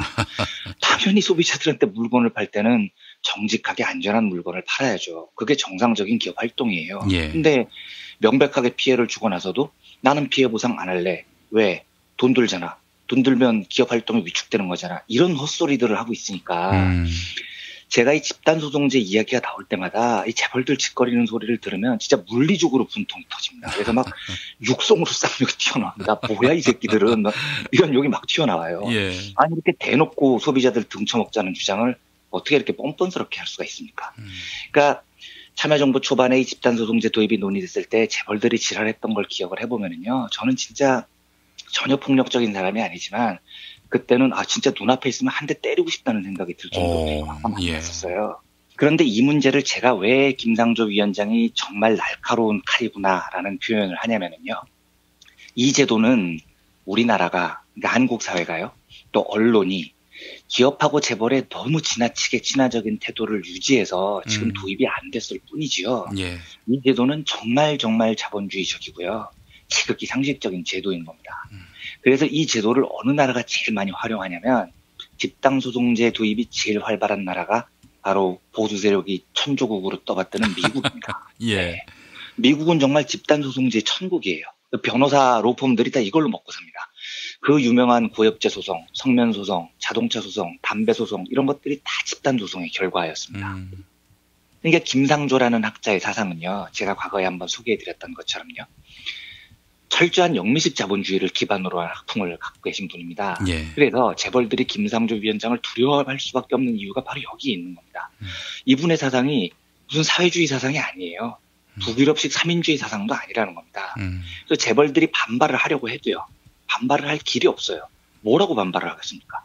영미식 자본주의 하자는데요. 그러니까 저는 영미식 자본주의를 우리 미래 경제 시스템의 대안으로 생각하지 않아요. 훨씬 더 나은 방안이 있으리라고 믿고요. 북유럽 국가들은 그 일을 잘 해나가고 있다고 생각합니다. 문제는 우리나라 재벌들의 지배 구조나 소비자를 대하는 방식이요. 이 영미식 자본주의의 기준조차도 현저한 수준으로 충족을 못하고 있다는 겁니다. 그러니까 김상조 위원장 같은 분이 야 영미식으로 하자니까 이 한마디에도 재벌들이 겁을 먹고 벌벌 떠는 겁니다. 그런데 안 받아들이면 어쩔 건데요. 안 받아들일 수가 없어요. 저는 김상조 위원장이 공정거래위원회 위원장으로 지목됐을 때 제일 먼저 제 입에서 나온 말이 야 재벌 니네들 정말 엿됐다 이 소리였습니다. 지금까지는 참 소비자 등쳐먹고 골목상권 등쳐먹고 한국식 봉건 자본주의 하면서 잘 뜯어먹었을 텐데 이제는 안 바뀌면 살 길이 없을 겁니다. 왜냐하면 김상조 위원장 하시는 말씀이 영미식 자본주의 하자는 건데요. 한 가지 더 말씀을 드리겠습니다. 왜 우리나라의 집단소송제 도입이 중요하냐면요. 제가 이게 정말 중요한 문제라고 아까 말씀을 드렸는데요. 예. 이게 단지 제도 하나가 도입이 되는 문제가 아닙니다. 이 제도는 그러니까 우리나라는 좀 그동안 보수 진보를 막론하고요. 이 경제라는 것을 분석을 할 때 이 주인공 자리에 너무 기업만을 탁 주인공으로 올려놓고 분석을 해온 겁니다. 그러니까 보수는 기업이 잘 돼야 나라가 잘 된다. 뭐 이런 헛소리를 해댄 거고요. 진보도요. 노동이 당당해야 국가가 발전한다. 이런 주장을 하죠. 물론 저는 이제 후자에 동의를 합니다. 그런데 이 두 관점 모두요. 경제의 중심에는 기업이 있는 겁니다. 그러니까 노동이 더 대접받아야 한다는 진보의 관점에 저는 동의를 하지만 그 역시 또한 경제 문제의 주인공에는 기업과 노동이라는 관점이 박혀 있는 거죠. 그런데 이 노동, 기업 뭐 어떻게 이야기를 하든지 간에 그게 경제 문제의 모든 것이 아니라는 데 문제가 있습니다. 노동만큼이나 경제 섹터에서 더 중요한 분야가 있어요. 그게 뭐냐면 바로 소비라는 영역입니다. 그러니까 우리 진보 진영에서도 노동권에 대해서는 연구가 상당히 잘 돼 있습니다. 그리고 노동운동은 진보운동 영역에서 비중도 굉장히 크죠. 그런데 의외로 소비 분야에 대해서는요. 연구가 상당히 부족해요. 예. 그리고 소비자 운동하면 뭔가 좀 노동운동에 비해서 덜 중요하고 나중에 해도 될 것 같은 그런 인식이 없다고 하지 못하거든요. 그런데 소비야말로 노동 못지않게 자본의 폭거를 제약하고 문제점을 개선해 나갈 수 있는 굉장히 중요한 포인트입니다. 그러니까 우리나라의 집단소송제를 도입한다는 사실은요. 우리나라에서 그동안 많이 소외되어 왔던 영역인 소비를 경제의 주인공으로 이끌어낸다는 의미가 있는 거죠. 예. 소비자의 중요성이 마침내 한국 경제 전면으로 부각되는 역사적인 계기가 생긴 겁니다. 실제로 미국 같은 경우는요. 기업의 횡포를 견제하는 굉장히 중요한 도구가 바로 소비자 운동입니다. 예. 뭐 미국의 대형 기업들이 한국 재벌들 못지않게 악랄할 거잖아요. 걔네들은 왜 안 악랄하겠습니까? 그런데 그 악랄한 미국 자본이 그나마 제어되는 이유는요. 미국에서는 소비자 운동이 굉장히 활발하게 벌어지고 있기 때문입니다. 그래서 미국 기업들이 소비자들을 무시하고 속이잖아요. 아까 말씀드렸던 다우코링이요. 5조 원 가까이 물어주고 결국 파산을 해요. 이러니까 이게 무서워서 미국 기업들이 제어가 되는 겁니다. 그만큼 소비자 운동의 위력이요. 자본을 견제하는 막강한 무기라는 거죠. 혹시 저희 청취자분들께서는 랄프 네이더라는 사람의 이름을 들어보셨는지 모르겠는데요. 이 사람이 그 미국 대선의 단골 출마 후보예요. 예, 굉장히 자주 나왔어요. 제가 알기로도 4번인가 5번인가 출마한 걸로 기억이 되는데요. 이분이 녹색당 후보로 계속 출마를 했습니다. 예. 그래서 이분이 전 세계적으로 이름을 떨쳤던 게 2000년 대선 때죠. 그때 조지 부시라고 쓰고 멍청이라고 읽어 마땅한 부시 공화당 후보하고 예. 민주당 엘고 후보가 맞붙었는데 부시가 이겼죠. 근데 이때 투표 총수는 고어가 이겼거든요. 근데 미국의 그 개떡 같은 선거제도, 그 대의원 제도 때문에 네, 부시가 대의원 수에 앞서서 대통령이 됐어요. 그런데 문제는 뭐냐면 이때 랄프 네이더 녹색당 후보가 2.7%나 득표를 한 겁니다. 그러니까 이게 대선 결과를 갈라버렸어요. 이게 역사에 가정은 필요가 없다지만 미국 사람들이 계속 얘기하죠. 부시가 된 다음에 이라크 전쟁 나고 막 온갖 세계사적인 왜곡이 일어나니까 만약에 랄프 네이더가 출마하지 않았다면 그 2.7%는 민주당 표가 될 가능성이 높았고 그랬다면 부시가 당선되는 걸 막을 수 있었고 그러면 세계사가 바뀌었을 것이다. 뭐 이런 이야기들을 하죠. 예, 그래서 랄프 네이더가 열심히 싸웠다는 이유로 엄청나게 비판을 받고 이후에는 1%도 못 얻을 겁니다. 그 대선에 나와서요. 예. 사표 강리 심리 때문에요. 이게 참 그 소수 진보 정당이 겪는 전 세계적인 비애고 슬픔이긴 한데 아무튼 그때 이 랄프 네이더가 굉장히 크게 이름을 떨쳤습니다. 그런데 이 랄프 네이더는 대선 때문에 이름을 떨쳤 면도 있지만 사실은 미국 역사에서 20세기를 이끈 제일 영향력이 큰 인물을 뽑아라 하면 단연코 10손가락 안에 들어갑니다. 이 사람이요. 실제로 아까 말씀드렸듯이 2.7% 되는 표로 가뿐히 얻을 정도로 정계의 영향력도 크고요. 그런데 이 네이더가 뭐 하는 사람이냐? 바로 소비자 운동의 대부 같은 사람이에요. 그러니까 오늘날 미국의 소비자 운동이 거대 미국 기업들을 제어하는 막강한 시스템으로 정착이 된 데에는 이 랄프 네이더의 투쟁이 밑거름이 된 겁니다. 예. 네이더가 유명해진 게 1965년 31살 때 책을 낸 덕분이었는데요. 이 책 제목이 현대 소비자 운동의 성경처럼 돼 있는 책입니다. 어떤 속도에도 안전하지 않다라는 제목의 책이에요. 이때만 해도 미국 대형 자동차 메이커들이 차를 만들 때 설계를 개판으로 하고 조립을 엉망으로 해서 이걸 이제 자동차 메이커들이 다 숨기고 뭘 하냐면 안전운전 열심히 합시다 뭐 이따위 캠페인을 하거든요. 예. 그러니까 네이더는 문제는 안전운전 습관이 아니다. 차 설계와 조립이 잘못됐다. 이거를 파헤쳐서 어떤 속도에도 안전하지 않다라는 책을 냅니다. 예. 이 책에 직격탄을 맞은 제너럴 모터스가 얼마나 네이더를 두려워했는지 이 네이더를 공격하기 위해서 사설 탐정들을 대거 고용을 해서 뒷조사를 해요. 그런데 네이더가 또 이걸 용맹스럽게 폭로를 합니다. 그래서 이 싸움이 미국 전역에 관심사가 됐고 미국 언론은 다윗과 골리앗의 싸움이라고 표현을 했는데 네이더가 이걸 이겨내죠.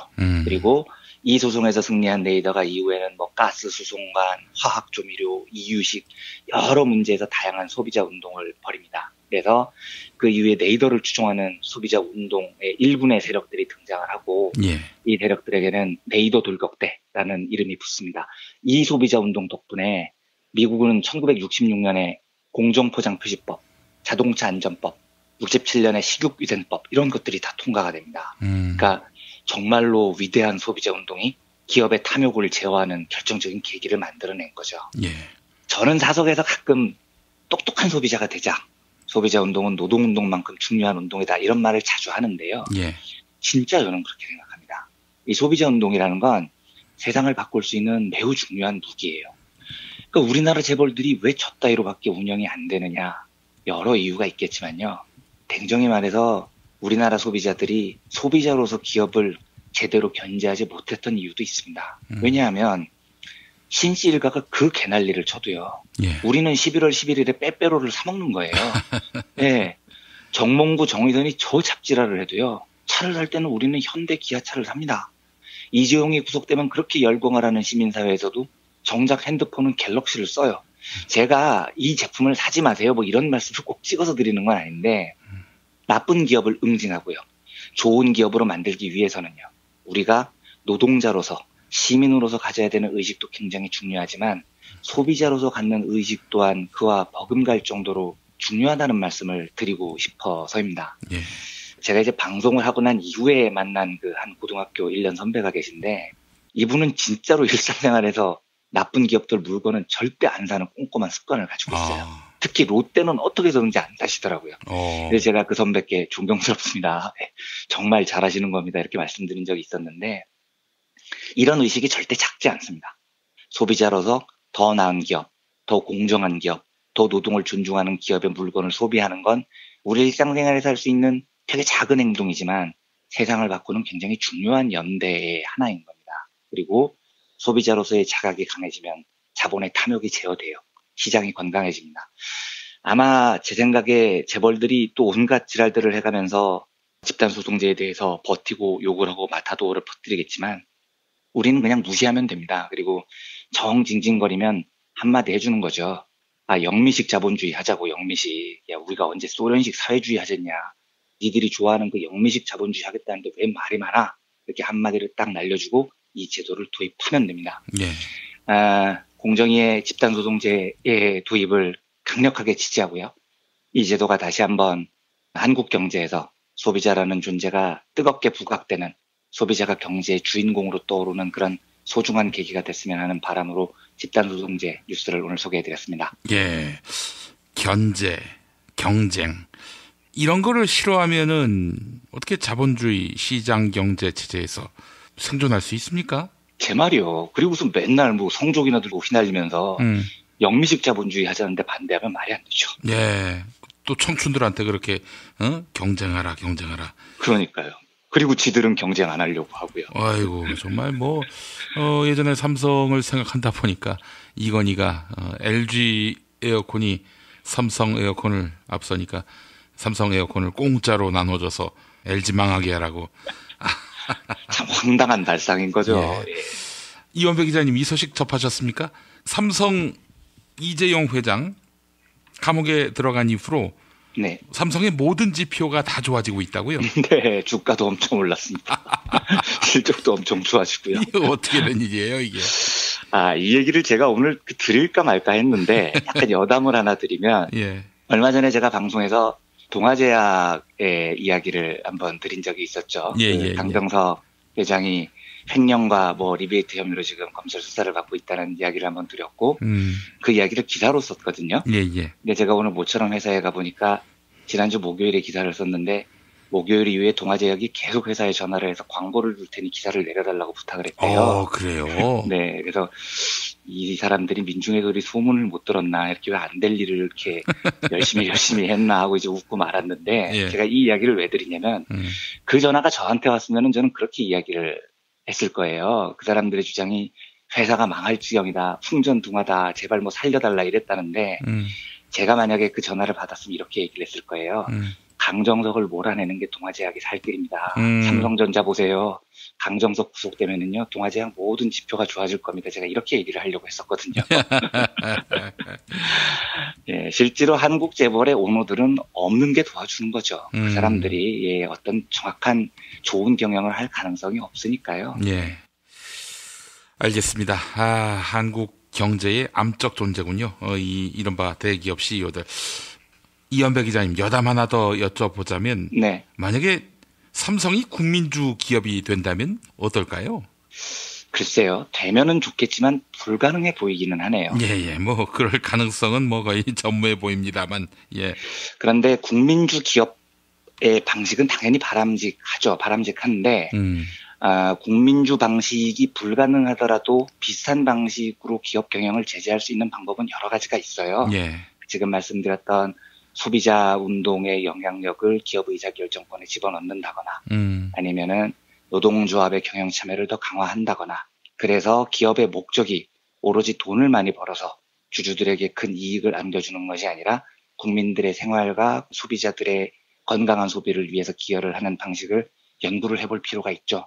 국민주 방식도 하나의 대안이 될 수 있을 거고, 그게 어렵다면 의사결정 과정에 더 다양한 계층이 참여할 수 있도록 여러 가지 방법들을 이제는 고민을 해봐야 될 때가 왔다고 저는 생각합니다. 알겠습니다. 자, 이완배 기자님, 오늘 말씀 잘 들었습니다. 네, 감사합니다.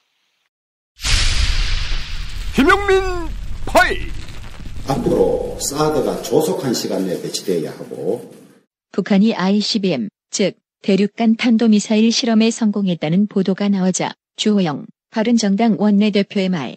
주한미군 사드 배치를 조속히 완료하여 북한의 핵미사일에 대한 방어 체계를 갖추는 동시에 대통령 권한대 행일 때 황교안 전 총리 역시 미국을 겨냥한 북한의 미사일 실험임에도 사드가 답이라고 단언. 우리 정부가 사드 배치를 검토하는 것은 북한의 핵탄두를 탑재한 미사일 공격 위협에 대한 방어 수단을 확보하기 위한 것 아닙니까?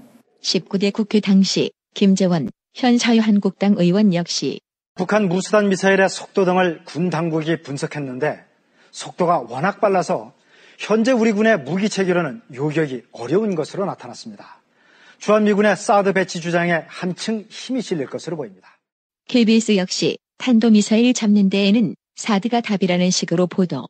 한민구 국방장관이 그제 북한의 미사일 발사를 성공한 것으로 평가했습니다. 그러면서 경북 성주에 배치된 사드 레이더가 이 미사일을 탐지했다고 밝혔습니다. 이 와중에 사드의 효용성도 슬쩍 끼워넣는 한민구 국방부 장관. 그러나 한민구 장관. 논란이 일 것 같자 사드와 탄도미사일은 무관하다고 강조. 사드는 ICBM을 겨냥한 무기체계가 아니고 모호한 답변으로 오해를 양산하는 한민구 장관. 김종대 정의당 의원과 설전. 사실 사드에 대해서 북한의 노동 무수단이 위협과 지금 바로 연계시키는 최근의 국방부 특히 장관님의 이제 발언이 적절한가 여부에 대해 여쭤보겠습니다. 그래서 실전에서 그렇게 쏠 가능성은 매우 적다고 보는 것이죠. 굉장히 적죠. 예. 그런데 이것이 마치 사드가 배치하는 논리적 명분으로 작용되는 이러한 상황들은 군사 전문가 입장에서 보기에는 매우 좀 이상한 논의 아닙니까? 어떻게 보십니까? 그래서 무수단은 당연히 3,000에서 3,500km의 목표를 겨냥해서 개발한 미사일이 분명한 것이죠. 한마디로 남한을 겨냥해서 만드는 탄도미사일이 아니라는 이야기. 그렇다면 사드는 왜 필요할까? CBS와의 인터뷰에서 김종대 의원. 단도직입적으로 사드로 이건 막을 수 있어요? 못 막아요? 없다고 봐요. 왜 없다고 보느냐? 이건 잠수함 발사 미사일을 모태로 해서 된 거기 때문에 수중에 배치되는 건 사드로 못 막아요. 사드는 전방을 보는 거지 잠수함같이 측방이나 후방에 와서 쏘는 미사일을 막을 수 있는 무기가 아닙니다. 대륙간 탄도미사일이 3,000km 밖으로 날아간다면 남한의 무기, 사드는 무용지물. 그 사드에게 이 미사일이 노래 한 소절 남긴다면 그녀에게 이 한마디 남겨놓고서 아주 멀리 떠나가서 무기들아 잘 있으라고 무기들아 잘 있으라고.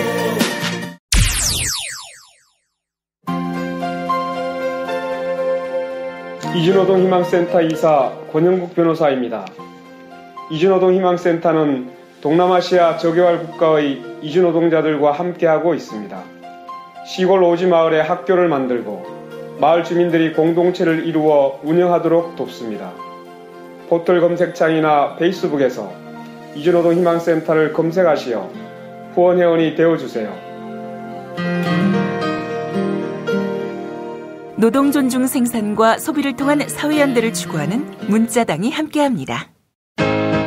트럼프는 어떤 사람이에요? 중국은 왜 티베트의 독립을 반대하죠? 일본이 전쟁할 수 있는 나라로 만들기 위해 애를 쓰던데 왜 이러는 건가요? 어린이에게 세계를 읽는 눈을 드립니다. 처음 만나는 국제뉴스 완전 정보. 왜 스웨덴 등 북유럽 국가는 복지 혜택이 많을까요? 이스라엘은 왜 수시로 팔레스타인을 향해 폭격과 테러를 서슴지 않을까요? 왜 남미에는 미국을 싫어하는 나라가 많아요? 이 모든 고민을 시사평론가이자 문화학 박사인 김용민 아저씨가 풀어드립니다. 처음 만나는 국제뉴스 완전 정보. 동산사에서 나왔습니다. 왜 이러는 건가요? 오늘을 읽는 책, 문학평론가인 국민대학교 국문학과 정선태 교수와 함께합니다. 국민대학교 한국어문학부 국어국문전공 우리 정선태 교수님 만나겠습니다. 교수님. 네, 안녕하세요. 예. 자, 교수님. 그동안 이 시간을 통해서 소개해 주신 많은 책들이 있었는데요. 저희 방송 내용을 책으로 엮으신다고요? 글쎄요. 제 책이 워낙 팔리지가 않아서 고민스럽습니다. 교수님 그동안 내신 책이요? 네. 이게 제가 봤을 때는 정말 제가 많은 공부가 됐고, 그거는 제가 지금 책장에 자랑스럽게 꽂아놓는 책인데, 이게 책이 안 팔립니까, 교수님? 김 PD의 눈에는 들어올지 모르지만은, 예. 다른 독자들의 눈에는 잘 안 들어오는 모양입니다. 아이고, 세상에. 근데 교수님, 이번 책은, 제가 확실하게 밀어드리겠습니다. 제가 적어도 18쇄는 이제 책임지겠습니다. 말씀은 고마운데 예. 아마 어려울 겁니다. 아이고. 저는 그냥 8쇄만 하겠습니다. 8쇄. 자, 애청자 여러분, 우리 교수님께 다른 거 필요 없습니다. 이 책 많이 사주시고요. 이 책 사는 게 곧 도움이 되는 겁니다. 예. 근데 책이 나와봐야 알죠. 예, 그때도 책이 나오면은 소상하게 소개하는 시간 갖도록 하고요. 자, 교수님 오늘 어떤 책 소개해 주시겠습니까? 네, 오늘은 오래전부터 많은 사람들에게 알려져서 인권과 민주주의, 저항에 대해서 많은 힘을 불어넣어줬던 책, 잉게 쇼리 쓴 아무도 미워하지 않는 자의 죽음, 여러분께 소개해드리겠습니다. 예, 아무도 미워하지 않는 자의 죽음, 잉게 쇼리의 책. 예, 책 제목이 굉장히 비장한데요. 네, 그렇습니다. 아무도 미워하지 않는다고 했는데 누구의 미움도 받지 않는 자란 뜻이 아니고 저항하면서 아무도 미워하지 않으면서 싸워나간다라는 뜻으로 이해하시면 될 것 같습니다. 그렇죠. 진짜 적 하나만 갖고 싸우기도 힘든데 동지를 가장한 이적 행위자들도 적지 않고. 네, 예. 그렇습니다. 이 책의 제목은 원제는 백장미인데요. 예. 흰 장미란 뜻이죠. 이 의미는 불의에 맞서는 저항 행위를 상징한다고 합니다. 그러니까 우리가 장미하면은 붉은색만 떠올리잖아요. 예. 근데 이 하얀 장미가 붉은 장미 속에서 피어나는 걸 상징하는 것으로 이해하시면 될 것 같습니다. 예. 이 책은 실명소설이라는 장르 좀 애매하긴 한데요. 예. 다큐멘터리하고 비슷하면서도 실제로 그 삶을 살아왔던 사람들의 이름이 등장하면서 그 사람들의 전기 형식을 빈 소설이라고 보시면 될 것 같습니다. 넌픽션 소설도 아니고 소설과 사실의 중간 지점에 있는. 네, 맞습니다. 그 정도로 이해하시면 될 것 같습니다. 그러니까 등장인물들의 삶을 정확하게 드러내면서도 동시에 상상력이 개입한 작품으로 보시면 될 것 같습니다. 예. 실제로 주인공인 한스 숄과 조피 숄 남매는 나치 시대, 그러니까 국가사회주의 정당의 줄임말이죠, 나치가. 예. 그러니까 히틀러 시대라고 얘기하면 좀 편하겠네요. 엄혹했던 시대에 자유와 인권을 위해서, 민주주의를 위해서 싸웠던 젊은이들의 저항을 그리고 있는 아름답지만 비장한 그런 책입니다. 예. 이 실명 소설을 쓴 잉게 숄은 한스 숄과 조피 숄. 한스는 남자고 조피는 여자니까 누나이자 언니가 되겠죠? 예. 누나이자 언니가 두 동생의 죽음을 경험하고 나서 쓴 소설로 보시면 될 것 같습니다. 저도 기억합니다마는 80년대 이후부터 지금까지 많은 사람들의 영향을 끼치고 있는 그런 책입니다. 예.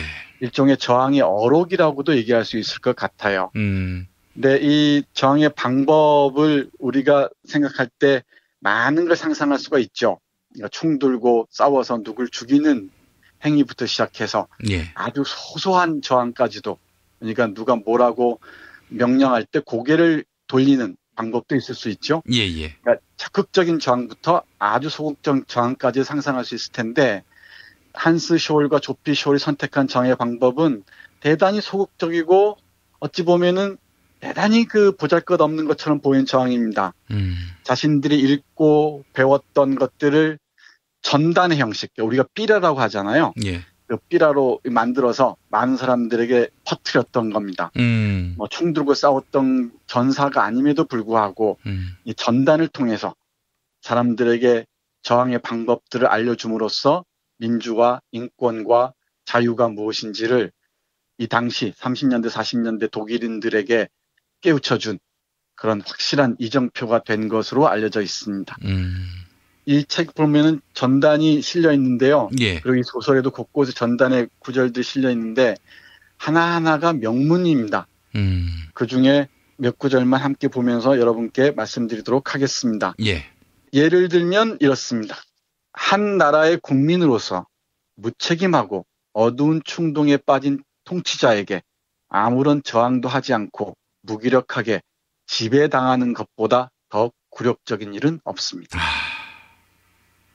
우리가 이 굴욕과 모욕의 시간을 견뎌왔죠. 몇 달 전까지의 일들이었죠. 예. 그렇습니다. 그리고 잠깐의 민주정부 시절을 빼고 나면은 제가 여러 차례 말씀드렸습니다마는 19세기 세도정치 이후 식민지부터 분단 독재까지 거의 150년, 200년 가까이를 굴욕의 시간을 우리는 지나왔습니다. 예.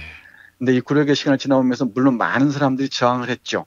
근데 이 저항을 해왔음에도 우리는 그 승리를 만끽하지 못하고 자유가 넘치는 세계로 나아가지 못하고 또 다른 절망에 빠지곤 했었습니다. 이렇게 이어집니다. 모두 누군가가 먼저 시작하기를 바라고 기다리기만 한다면 복수의 여신 네메시스의 사자들이 지체 없이 점점 더 가까이 다가오게 될 것입니다.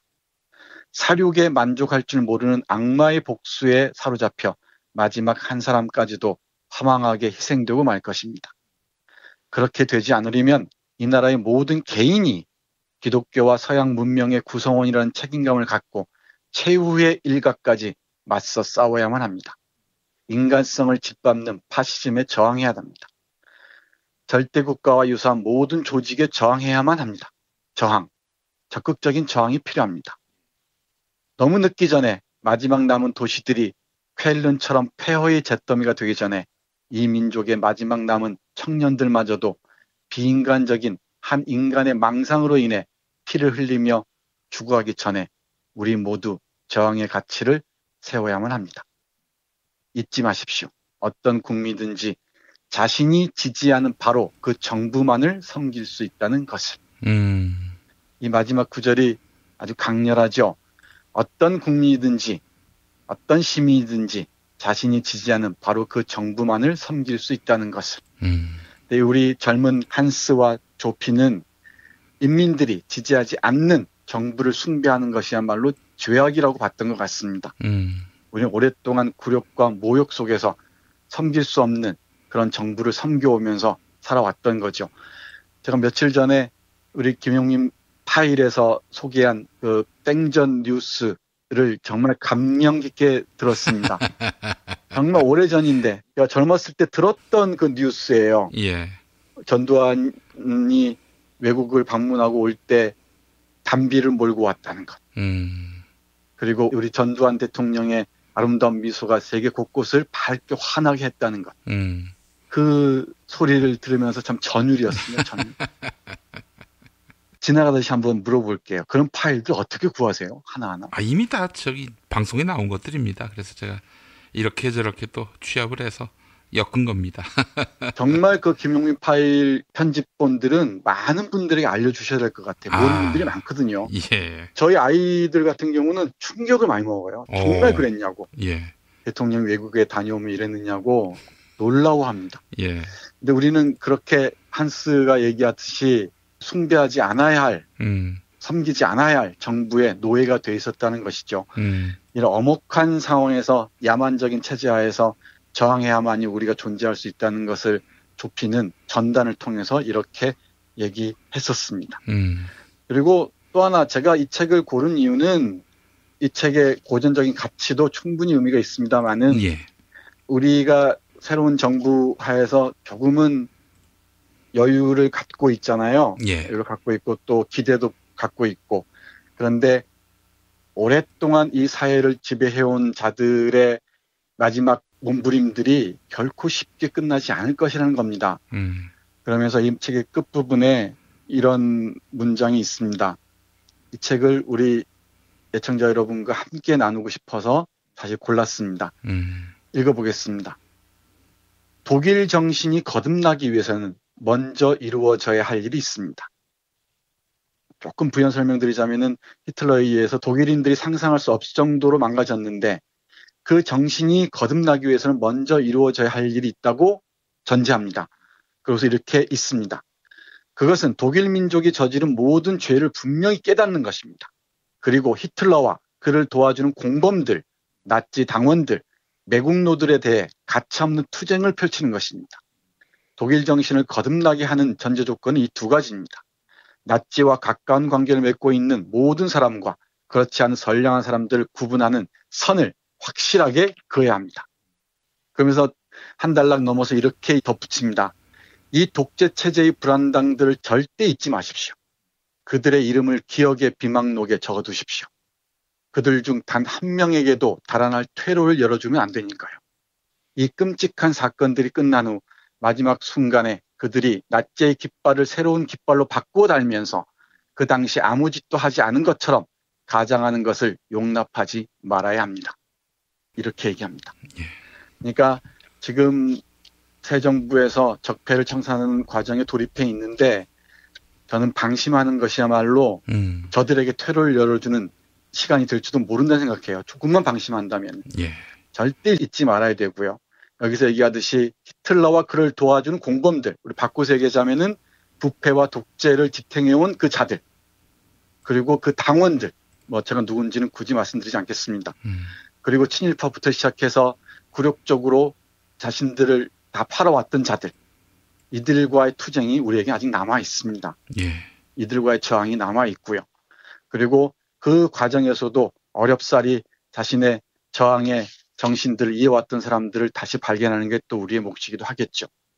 그러니까 깃발을 바꿔 달고 언어를 조금 바꾼다고 해서 거기에 속아 넘어가는 것이야말로 우리의 과거를 또다시 되돌리는 것이기도 할 것이라는 걸 저는 한스 숄의 이 젊은 청년의 목소리를 빌어서 절절하게 깨닫습니다. 정말 명저는 시대를 초월해도 그 메시지가 일관되고 지속적으로 통용되는 그런 책을 명저라고 하는 것 같습니다. 네, 맞습니다. 사실 이 책은 제가 시간만 닿으면은 김 PD 옆에서 한 문장 한 문장 다 읽어주고 싶습니다. 그 정도로 아까운 책이고요. 정말 소중한 책입니다. 그리고 이런 글을 쓸 수 있을 때까지 이 한스와 조피라는 젊은 친구가 만났던 쿠르트 후버 교수 그리고 친구들 그리고 읽었던 수많은 고전들의 백그라운드로 자리하고 있다는 것도 아울러 기억해 두시기 바랍니다. 예. 이런 인문학적 상상력이 바탕이 되지 않으면 저항은 그렇게 오래 지속될 수 없다는 것도 함께 생각했으면 좋겠습니다. 예, 알겠습니다, 교수님. 잉게쇼의 책 아무도 미워하지 않는 자의 죽음 오늘 소개받았습니다. 정선태 교수님, 내일 뵙겠습니다. 네, 고맙습니다.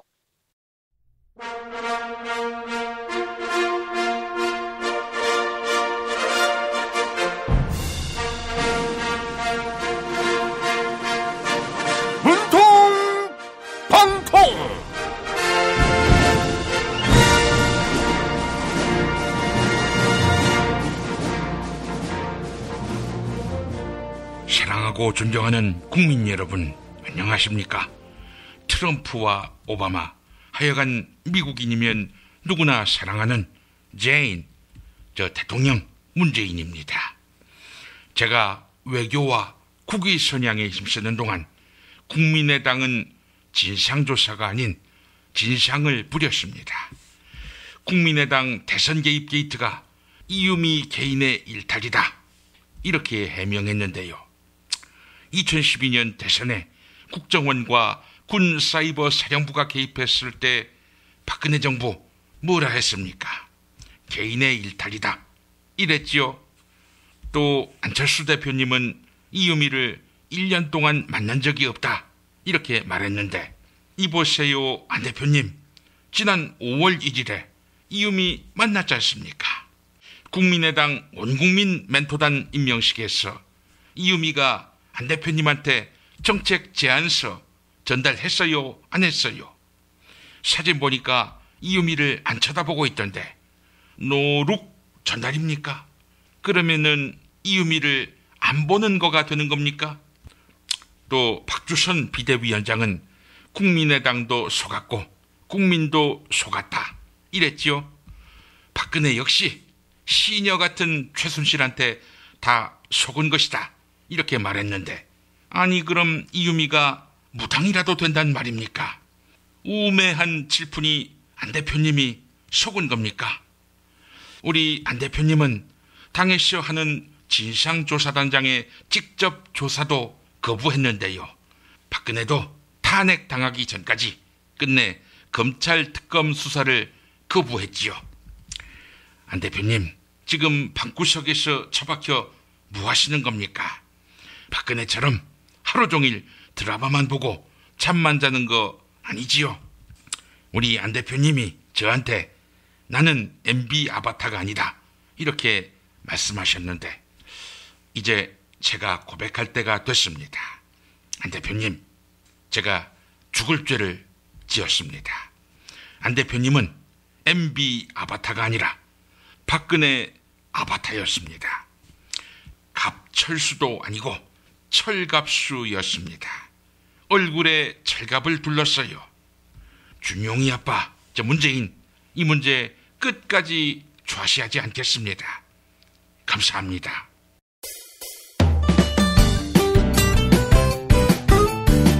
뉴스 포렌매기로 이어갑니다. 팔로워 77만이 넘는 김용민 트위터에서는 매일 설문조사가 진행됩니다. 설문조사에서 드러난 민심이 곧 김용민 브리핑의 논조가 돼야 할 텐데 오늘 조사는 좀...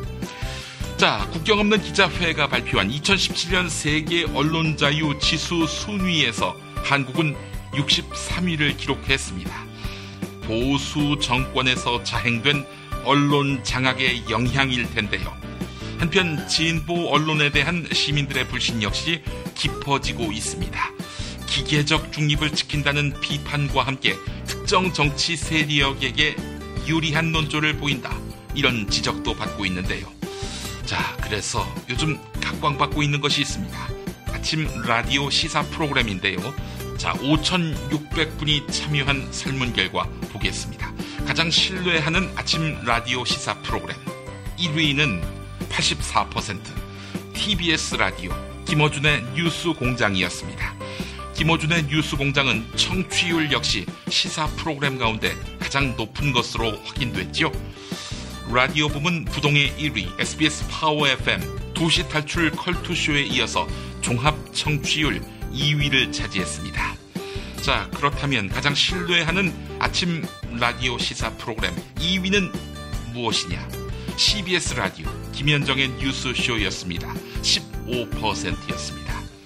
자, 그리고 3위는 SBS 라디오 박진호의 시사전망대 1%, MBC 라디오 신동호의 시선집중은 4위로 0%였습니다. 설문조사에 참여해주신 여러분 감사합니다.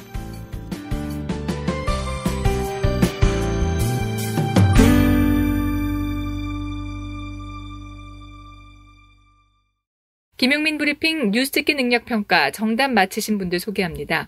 어제 뉴스 듣기 능력평가 문제는 펜실베니아 대학교의 경영대학원 명칭을 맞히는 거였죠.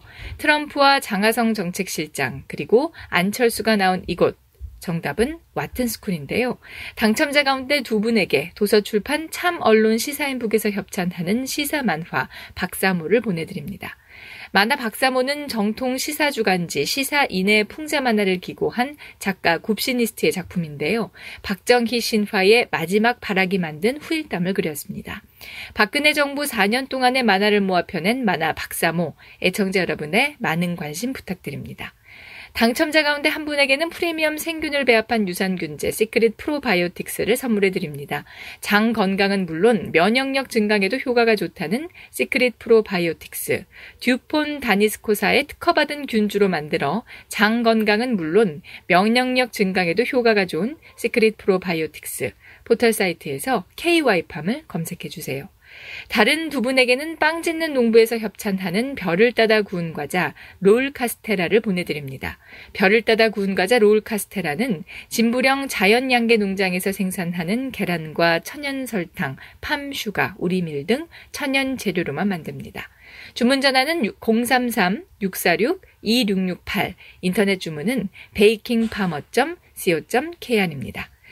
다른 한 분에게는 상쾌한 아침을 위한 애주가의 핫 아이템 술친굼 한 박스 보내드립니다. 국내산 굼벵이와 국내산 헛개 등 몸에 좋은 재료들을 사용해 만든 술친굼인데요. 애주가들의 핫 아이템 술친굼, 네이버에서 술친굼을 찾아주시면 되겠습니다. 매주 금요일 정답자 가운데 한 분께는 골반 보정 속옷 바디로직 리포머 팬츠 보내드립니다. 단순한 몸매 보정 속옷이 아니라 뒤틀린 골반을 잡아주고 허리 통증에도 효과가 있다고 합니다. 몸매와 자세를 함께 보정하는 바디로직 리포머 팬츠, 포털 사이트에서 바디로직을 검색해 주시면 감사하겠습니다.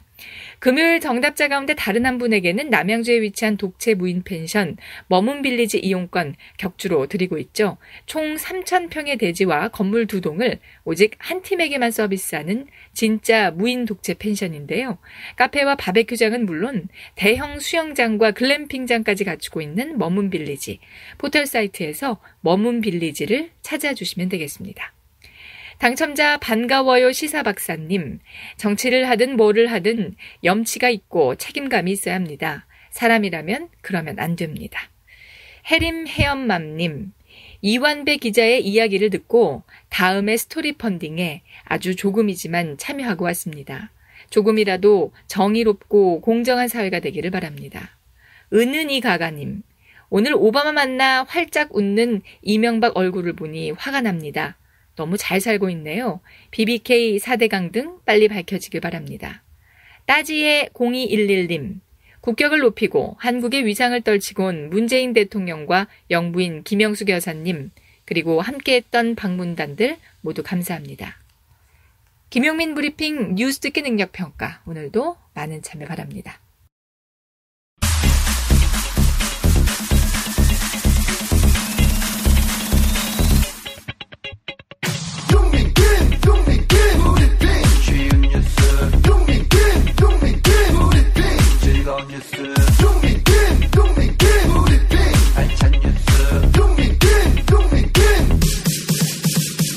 하루 두 차례 여러분을 찾아가며 뉴스 보자기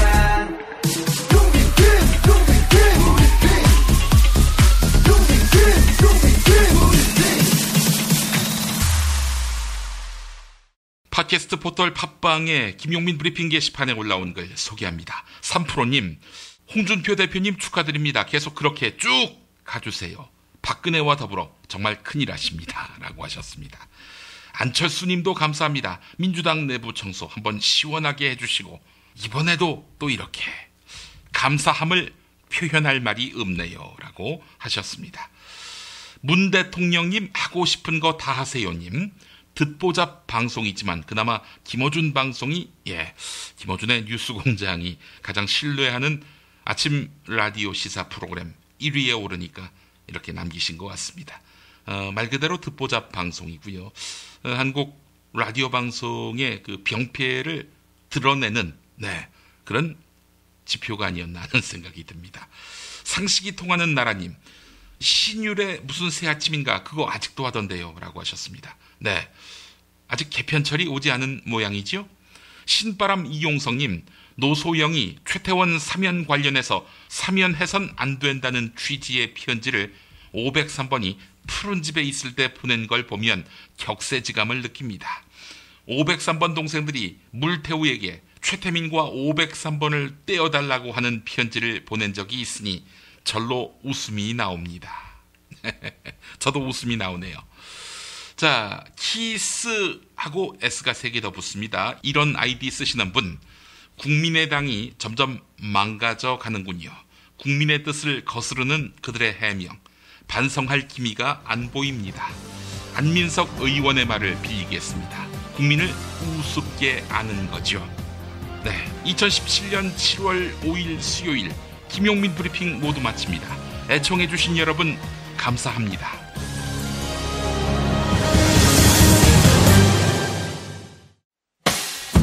김용민 브리핑과 함께한 시간 어떠셨어요?